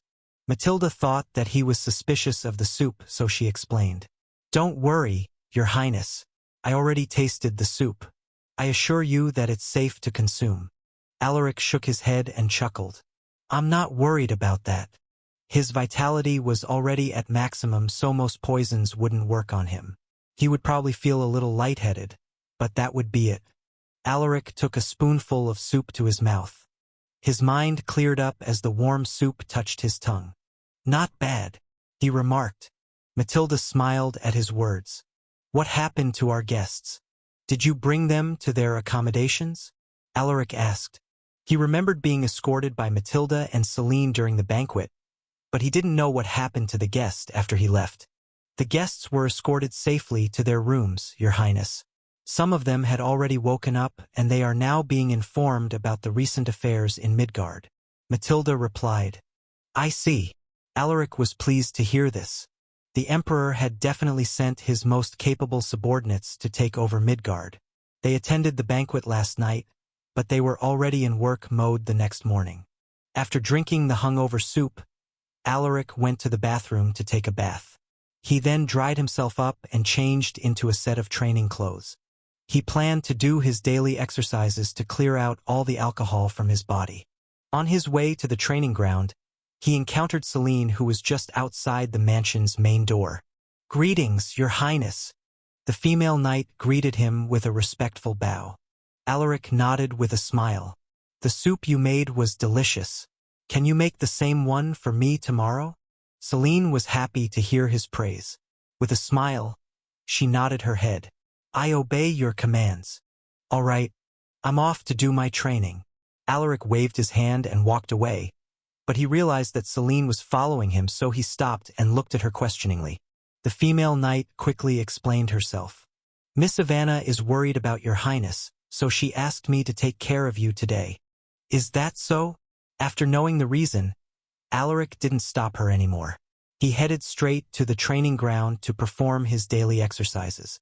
While he was doing his exercises, Celine quietly watched him, admiring his discipline and dedication to improve. A few hours later, when Alaric was about to complete half of his exercises, a notification popped up in front of him. Undersir.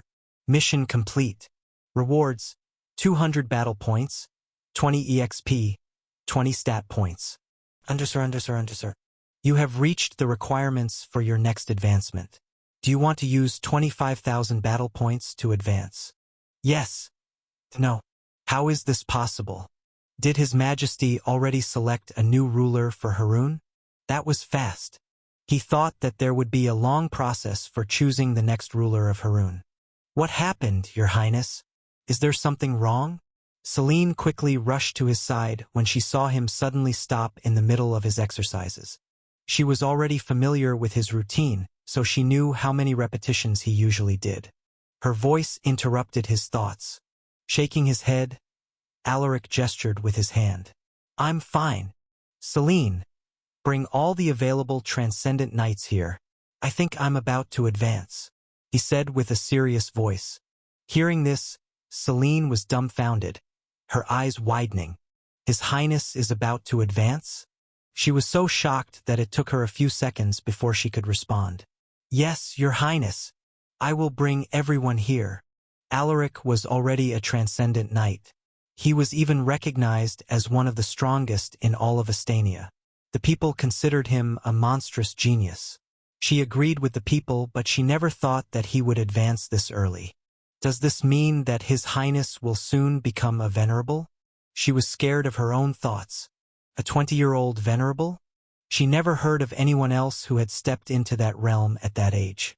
Unable to calm herself, she hastily left the training ground. Soon, she delivered the news to the relevant people. Everyone was astounded when they heard her words. No one could have guessed that this day would come so quickly. Galliner, Sikas, and all the available transcendent knights hurried to the training ground, their faces filled with a mixture of emotions. By the time they arrived, they saw Alaric standing in the middle of the training ground. His eyes were shut tight as if he was deeply contemplating something.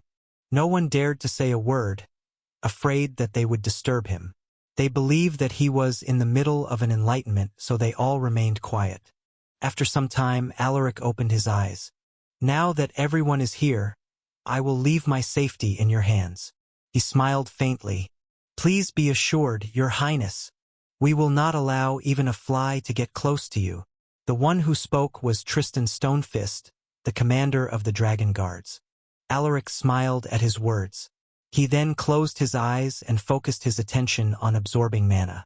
Everyone quietly watched as the energy from the surroundings slowly converged on the training ground with Alaric at the epicenter. As more mana congregated around him, the supposed shapeless and colorless energy gradually became visible to the naked eye. It started as wisps of pale blue that, little by little, turned increasingly denser as the seconds passed by. The wisps of pale blue energy turned into a thicker hue of blue. A soft sigh was heard among the crowd of onlookers. This is the first time I am witnessing someone advancing to the realm of venerables. What an amazing phenomenon! I once read in a book that a new venerable will be born when a blue tornado hits. The mana around His Highness is slowly turning into a tornado. Alaric was absorbing mana so fast that the dense energy gathered around him violently twisted and turned like a tornado. At this moment, Ivana together with a group of people arrived, their faces flickering with shock. What is going on here? Earlier, the elven princess was doing administrative tasks when Matilda told her about the unusual phenomenon. At that time, she thought that Matilda was just messing with her. But when she looked through the window and saw the waves of mana slowly taking shape, she immediately recognized it. She had seen something similar happen in the Greenwood Kingdom when Lucas Silversword advanced to become a mythical knight. It was an unforgettable moment for her and the elves who had witnessed that scene. Galliner made a shushing gesture and pointed somewhere. Ivana raised an eyebrow and followed the direction he pointed. She gasped. It was Alaric. Ah! She heard Matilda gasping behind her. More and more people came to see what was going on. But Galliner and the others didn't allow the irrelevant people to get near the training ground. At the 30-minute mark, the energy around Alaric turned a shade darker. The waves of dark blue mana twisted vigorously, causing fearsome winds to strike the training ground. Everyone put their arms in front of them to shield their eyes from the dust. What is happening? Why is the mana tornado turning dark blue? Someone from the crowd asked with a look of confusion and surprise. There is no need to be alarmed, everyone. A calm voice drifted into their ears. Hearing this, everyone in the training ground turned their heads and realized that it was Sekus who had spoken. Do you know something, Sir Sekus? Sekus kept his eyes on Alaric as he replied. Light blue energy represents the birth of a normal mythical knight. Blue represents a slightly more powerful one, and dark blue energy represents an absolute mythical knight.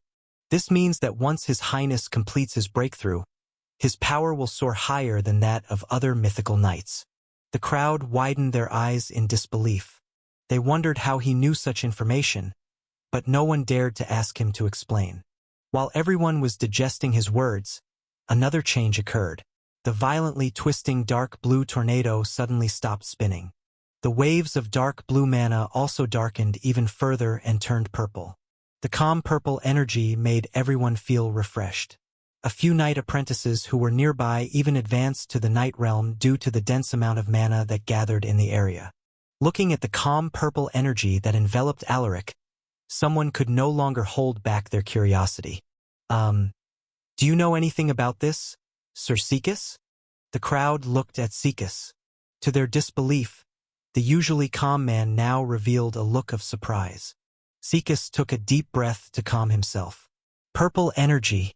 I thought it was a myth. It means a perfect advancement.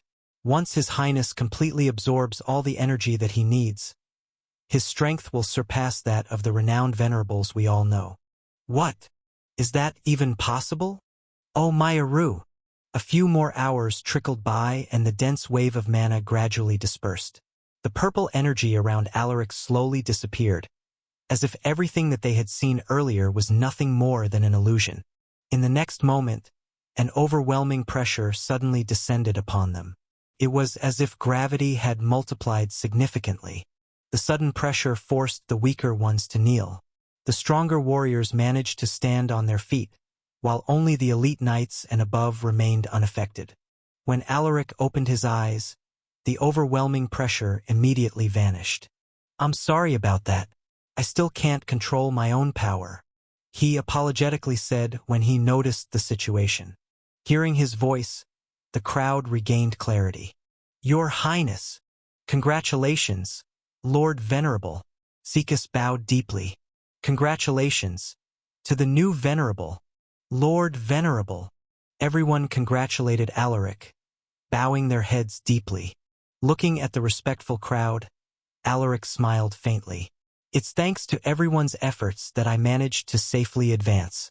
We must prepare a grand banquet to celebrate my advancement." "That is a very good idea, Lord Venerable. We will arrange it immediately. Lord Venerable is wise." Alaric chuckled in amusement. He could feel the subtle change in everyone's attitude. They were now more respectful and careful with their choice of words. "Good. You may all leave to prepare for the banquet." He gestured with his hand.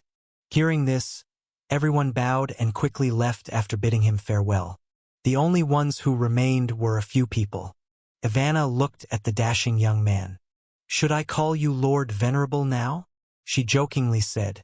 Alaric smiled at her. "Your father wouldn't dare reject if I proposed for marriage now."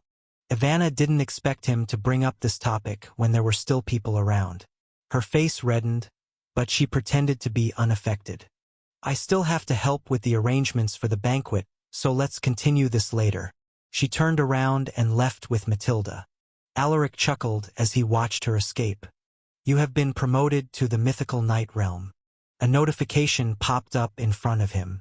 After everyone left, Alaric opened the system screen to check how much he had progressed after his advancement. Alaric Silversword, Mythical Knight EXP, 0/10,000. Potential SSS. Traits, Swordsmanship, L. Ruthless Slaughterer, SS. Shield Mastery, SS. Supreme Regeneration, S. Horseback Riding, A. Close Combat, A. Sixth Sense, A. Appraisals, B. Hunting, C. Tracking, C. Monster Affinity, C. Mana Gathering, C. Archery, D. Strength, 500, 1100. Stamina, 500, 1100. Agility, 500, 1100.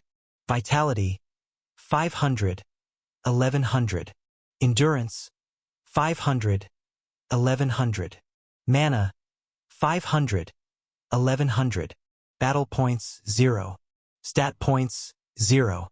Requirements for the next advancement: 10,000 EXP, 1,500 in all attributes, and 100,000 battle points. Alaric was astounded by the big leap in his attributes. All his stats had more than doubled. He didn't feel it earlier, but upon seeing his 4-digit attributes, Alaric realized that he had become a formidable expert. "This makes me stronger than all the venerables I know of, with the exception of His Majesty." Shaking his head, Alaric closed the system screen and looked at the palms of his hands. He channeled a tiny bit of his mana into his palms. In just half a second, he conjured a near-perfect snowflake that emitted a chill that caused the temperature around him to drop significantly. A tiny snowflake like this has the power to freeze the air. He could see steam coming from the air around him. The heat from the sun and the freezing power of the snowflake created this effect. Alaric was amazed by his power. He hadn't even activated his ice domain. This was simply him conjuring a snowflake using his mana. "If I were to activate my domain, I might freeze the entire training ground," he thought to himself. After becoming a venerable, his affinity with the ice element received a significant boost. He could now freely interact with the element like it was a part of him. However, this wasn't the only thing that he had comprehended during his advancement. When he was enveloped by that purple energy earlier, he had learned another domain. Recalling that sensation, Alaric tried to interact with this element by injecting mana into the air. "My affinity over this element is still weak, so I need more time and mana to make it listen to my orders." Unlike the ice element, which he had full control of, he still hadn't fully grasped this second element. It was like an unruly beast, unwilling to listen to his commands. While he was interacting with the element using his mana, he could sense that it was rejecting his summons. Alaric increased his mana output and tried to coax it. It feels like I'm coaxing a child by giving it a box of candies. He smiled wryly. Suddenly, the stubborn element finally relented under his patient communication. In that moment, a shapeless black void appeared on top of his palm. It was just the size of a ring, but the immense pressure it exuded made Alaric's chest heavy. His face was covered in sweat as he struggled to control this volatile power. Driven by his curiosity, he flicked his hand and sent this small and shapeless black void towards a pile of steel swords. When the black void touched the steel swords, it suddenly released a strong suction power, strong enough to pull the heavy objects around it. The steel swords and all the training equipment were sucked into the void, but some parts of these items couldn't get through and were torn into tiny fragments. Alaric watched this scene with disbelief. It was only a small fragment of the element, but it could actually bring about such devastating power. What kind of godly element is this? He couldn't tell, and he couldn't recall a similar thing being recorded in the books he had read. Let's just call it the destruction element. Now he wondered what would happen if he were to summon the destruction domain. Just thinking about it made him feel a chill. Even with my current power, I don't think I can control that kind of domain. He felt that he would be destroyed by the element if he were to recklessly summon the destruction domain. Shaking his head, Alaric left the training ground. Now that the war was over, he had plenty of time to train with the new domain. Later that day, an evening banquet was held in the grandest venue in all of Midgard. All the high-ranking military officers of Estania stationed in the city were invited. There were also local residents with high status who were invited to the event. At first, the residents who received the invitation just sneered, but when they heard that the banquet was hosted to celebrate the birth of a venerable, they quickly changed their minds. The banquet hadn't even begun, but a large crowd had already gathered at the venue. Everyone was dressed in their best attire to show their respect to the celebrant. At this moment, an old man in a wheelchair arrived at the venue. His arrival attracted everyone's attention since he was escorted by two imposing warriors. Venerable Ignatius. Lord Venerable. Greetings, Lord Venerable. The feeble old man turned out to be Ignatius, who was left terribly wounded during the fight against Ramondan. The once spirited Venerable looked like he had aged by a decade, but there was no sadness in his face. Ignatius was smiling as he waved at the people who came to greet him. Relax, all of you. There is no need to make a fuss. The Venerable was visibly in a good mood. Suddenly, he noticed a beautiful elf wearing a purple dress approaching him. Thank you for coming here to celebrate with us, Lord Venerable. Ivana smiled as she bowed to the old man. Ignatius recognized this woman. He knew that she was Alaric's bride-to-be, so he responded to her amicably. How could I miss such a grand occasion? The two exchanged pleasantries before Ivana volunteered to push his wheelchair. However, Ignatius tactfully declined her offer. If it were before, he would have already agreed, but Ivana had a different status now.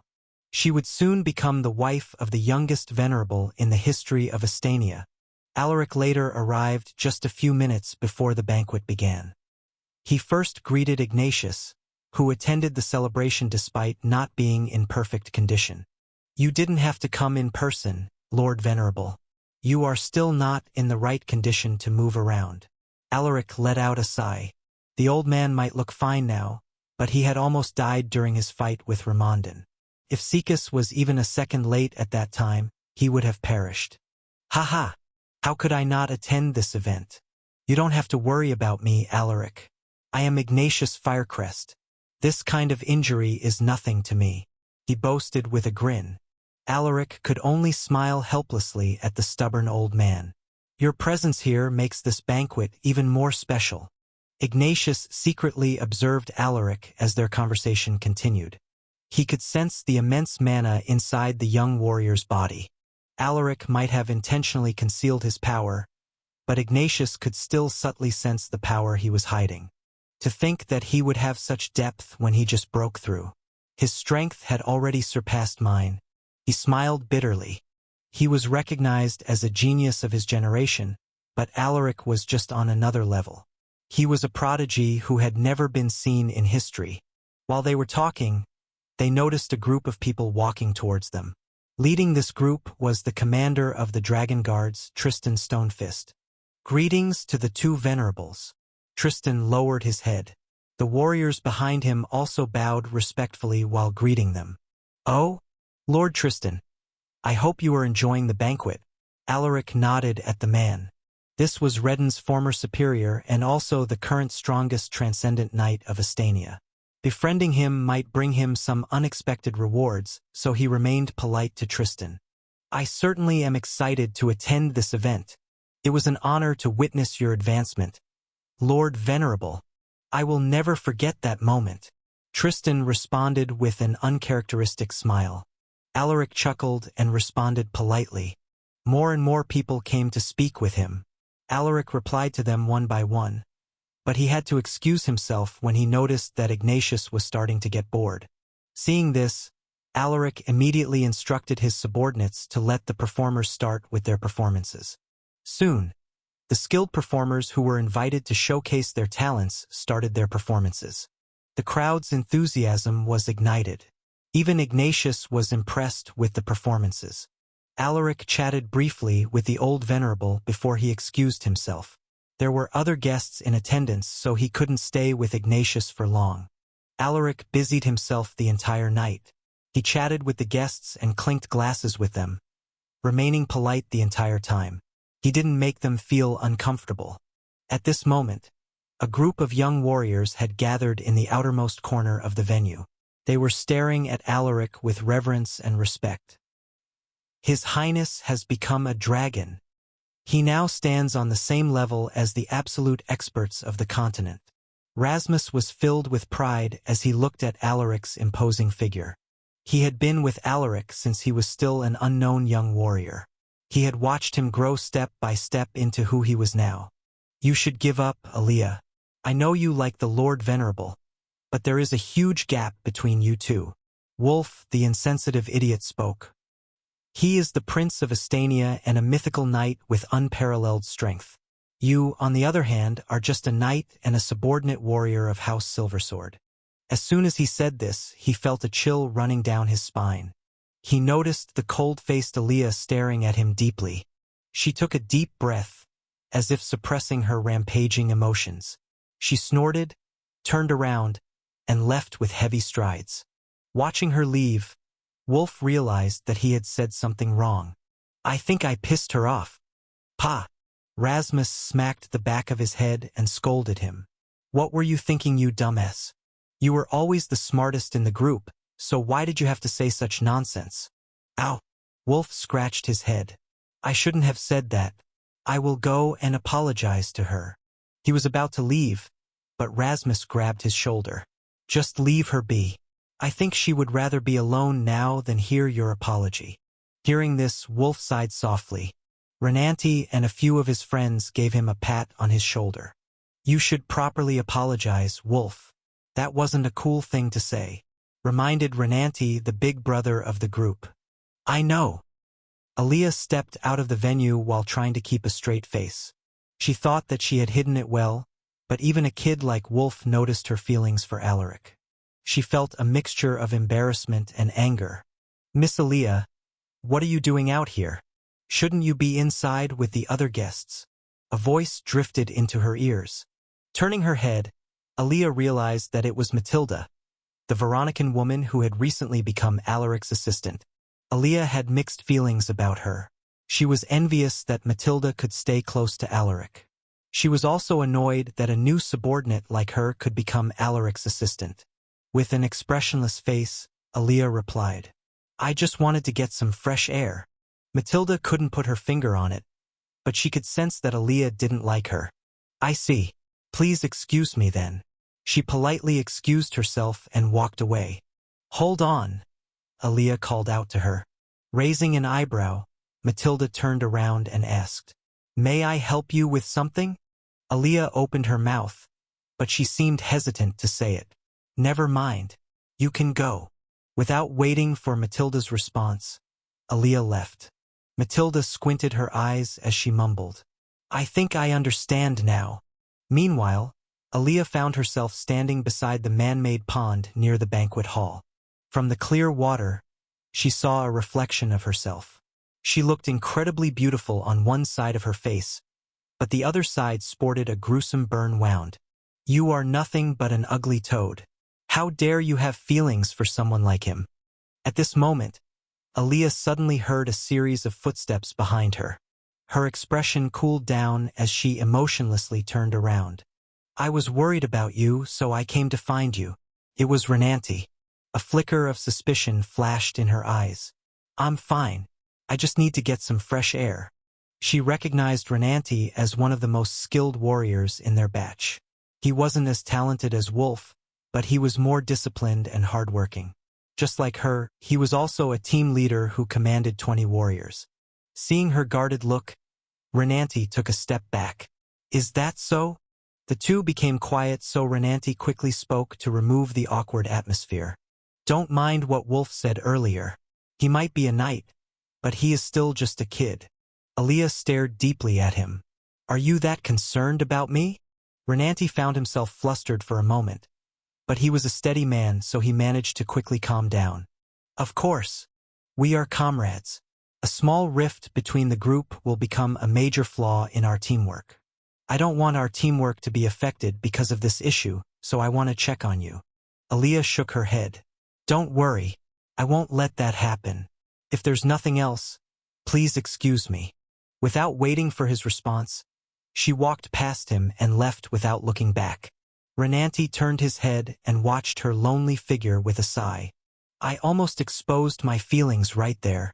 He grabbed his chest. He could sense that his heart was still beating abnormally. He didn't know when it started, but he realized recently that he liked Aaliyah. He thought that it was just an admiration for her persistent effort, but his feelings became clearer as the days went by. However, he didn't confess his feelings. He knew that Aaliyah liked another man and he didn't want to get in her way. He just silently cheered on for her, wishing that she would succeed. Aaliyah. The next day, Renanti was on guard duty with 4 other knights. It was just another standard day for him. His task was to keep watch over a district called San Remigio together with his team. Author's note: Remigio is pronounced as Remio. Hey, I heard something from the other guys. One of his teammates suddenly spoke while beckoning them to come closer. Curious. Renanti perked his ears, but he pretended to be uninterested. During the banquet last night, I heard that team leader Aaliyah walked out of the venue when team leader Wolf mentioned that she had feelings for the Lord Venerable. Hearing this, Renanti's eyes flashed with anger. He stepped forward and grabbed the gossiping warrior by the neck, his gaze incredibly cold. Where did you hear that from? Hey, Renanti, what are you doing? Hey man, you might break his neck. The other knights quickly tried to separate the two. Renanti released the man, but he kept his eyes on him. You should speak while I'm still asking nicely.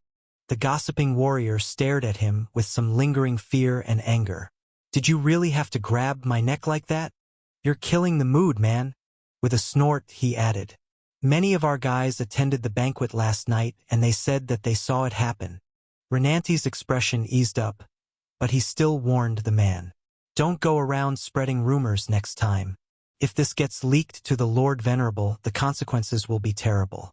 All of us might even be implicated. Do you understand what I mean? Hearing this, the warrior became ashen-faced. He nodded with a serious expression. Thank you for your warning, Sir Renanti. Renanti patted the man's shoulder. Just be careful with what you say. I understand.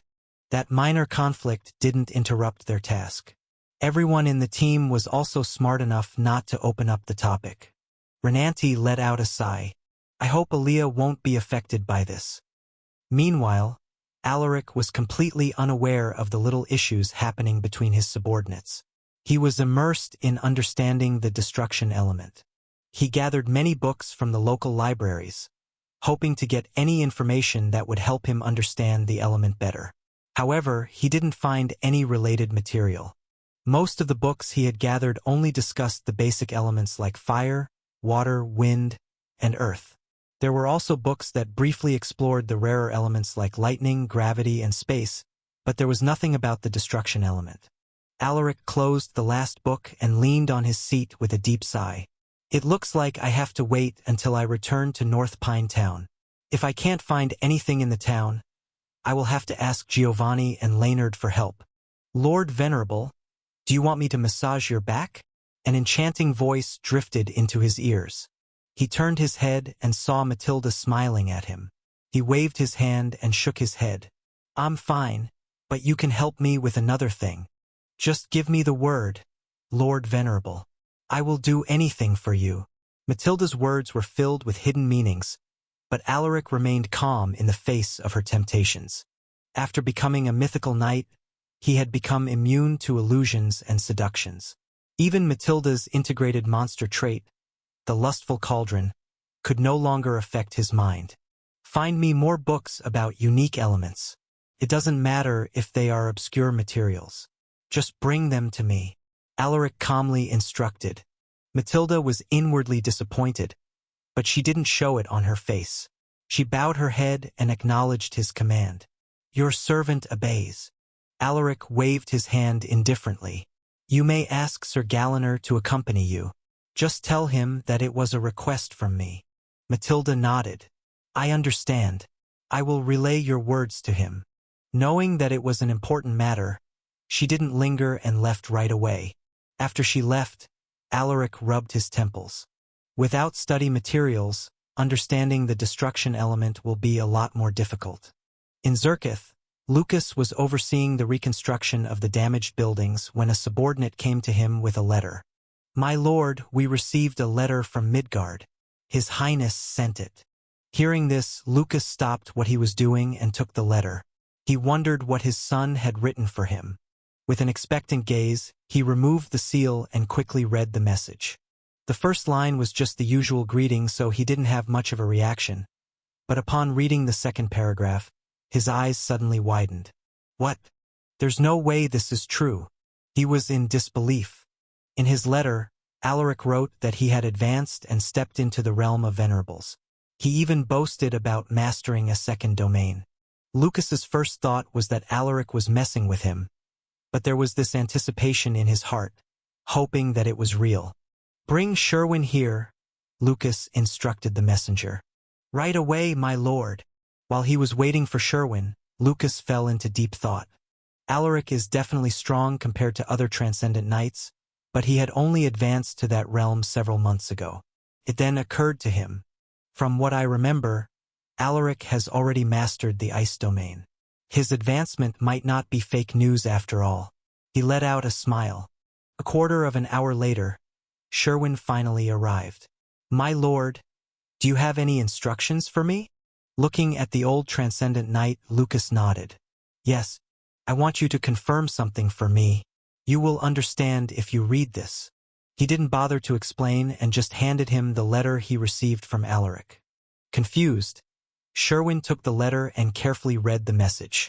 A moment later, he showed the same reaction that Lucas had earlier. This? Lucas smiled wryly while shaking his head. I'm not even sure if this is true, so I want you to head there and confirm it with your own eyes. Sherwin was quick to regain composure. He nodded to acknowledge the command. Your subordinate understands. Good. You may go. Lucas waved his hand. You can bring a few people with you, but don't bring more than 10 people. He added. The fewer people he brought, the faster the journey would be. Sherwin understood his intentions. I will select our fastest riders to follow me. You can rest assured, my lord. We will bring you the information in less than 10 days. All right, I will leave it to you. Other than Lucas, Leonard, Giovanni, and even the Emperor received the same message. Just like Lucas, Giovanni couldn't believe it either. He thought that Alaric was intentionally messing with him in his boredom. On the other hand, the Crown Prince and the Emperor thought differently. The Crown Prince found it surprising, but he believed the content of the message to be true. Meanwhile, the Emperor seemed to have expected it. He just chuckled in amusement when he got Alaric's letter. Another week went by in a flash. In the past 7 days, Alaric's entire focus was on searching for materials about the destruction element.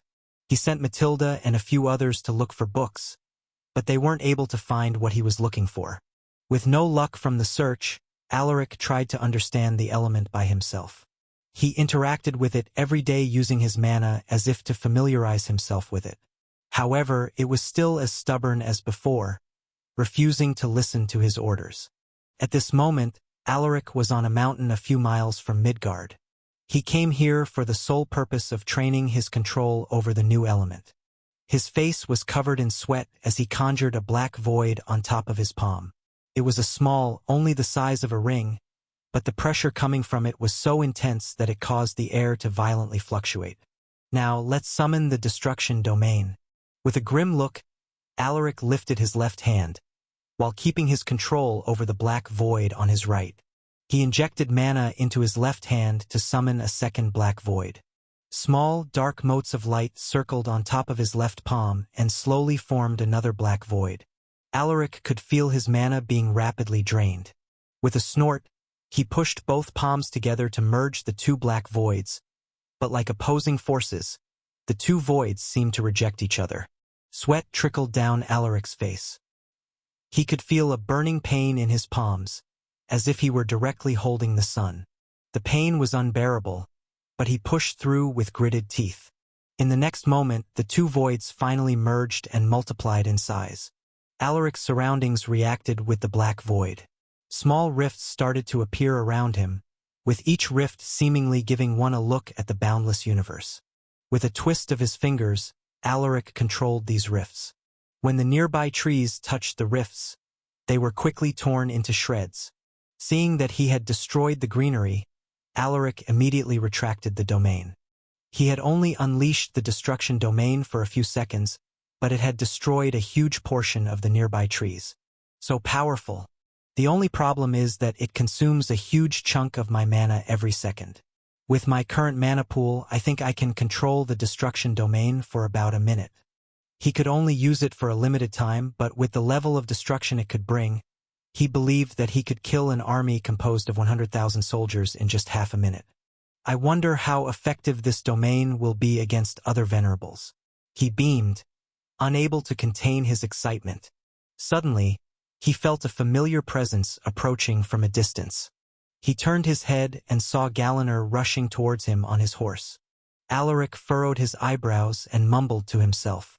Did something happen while I was gone?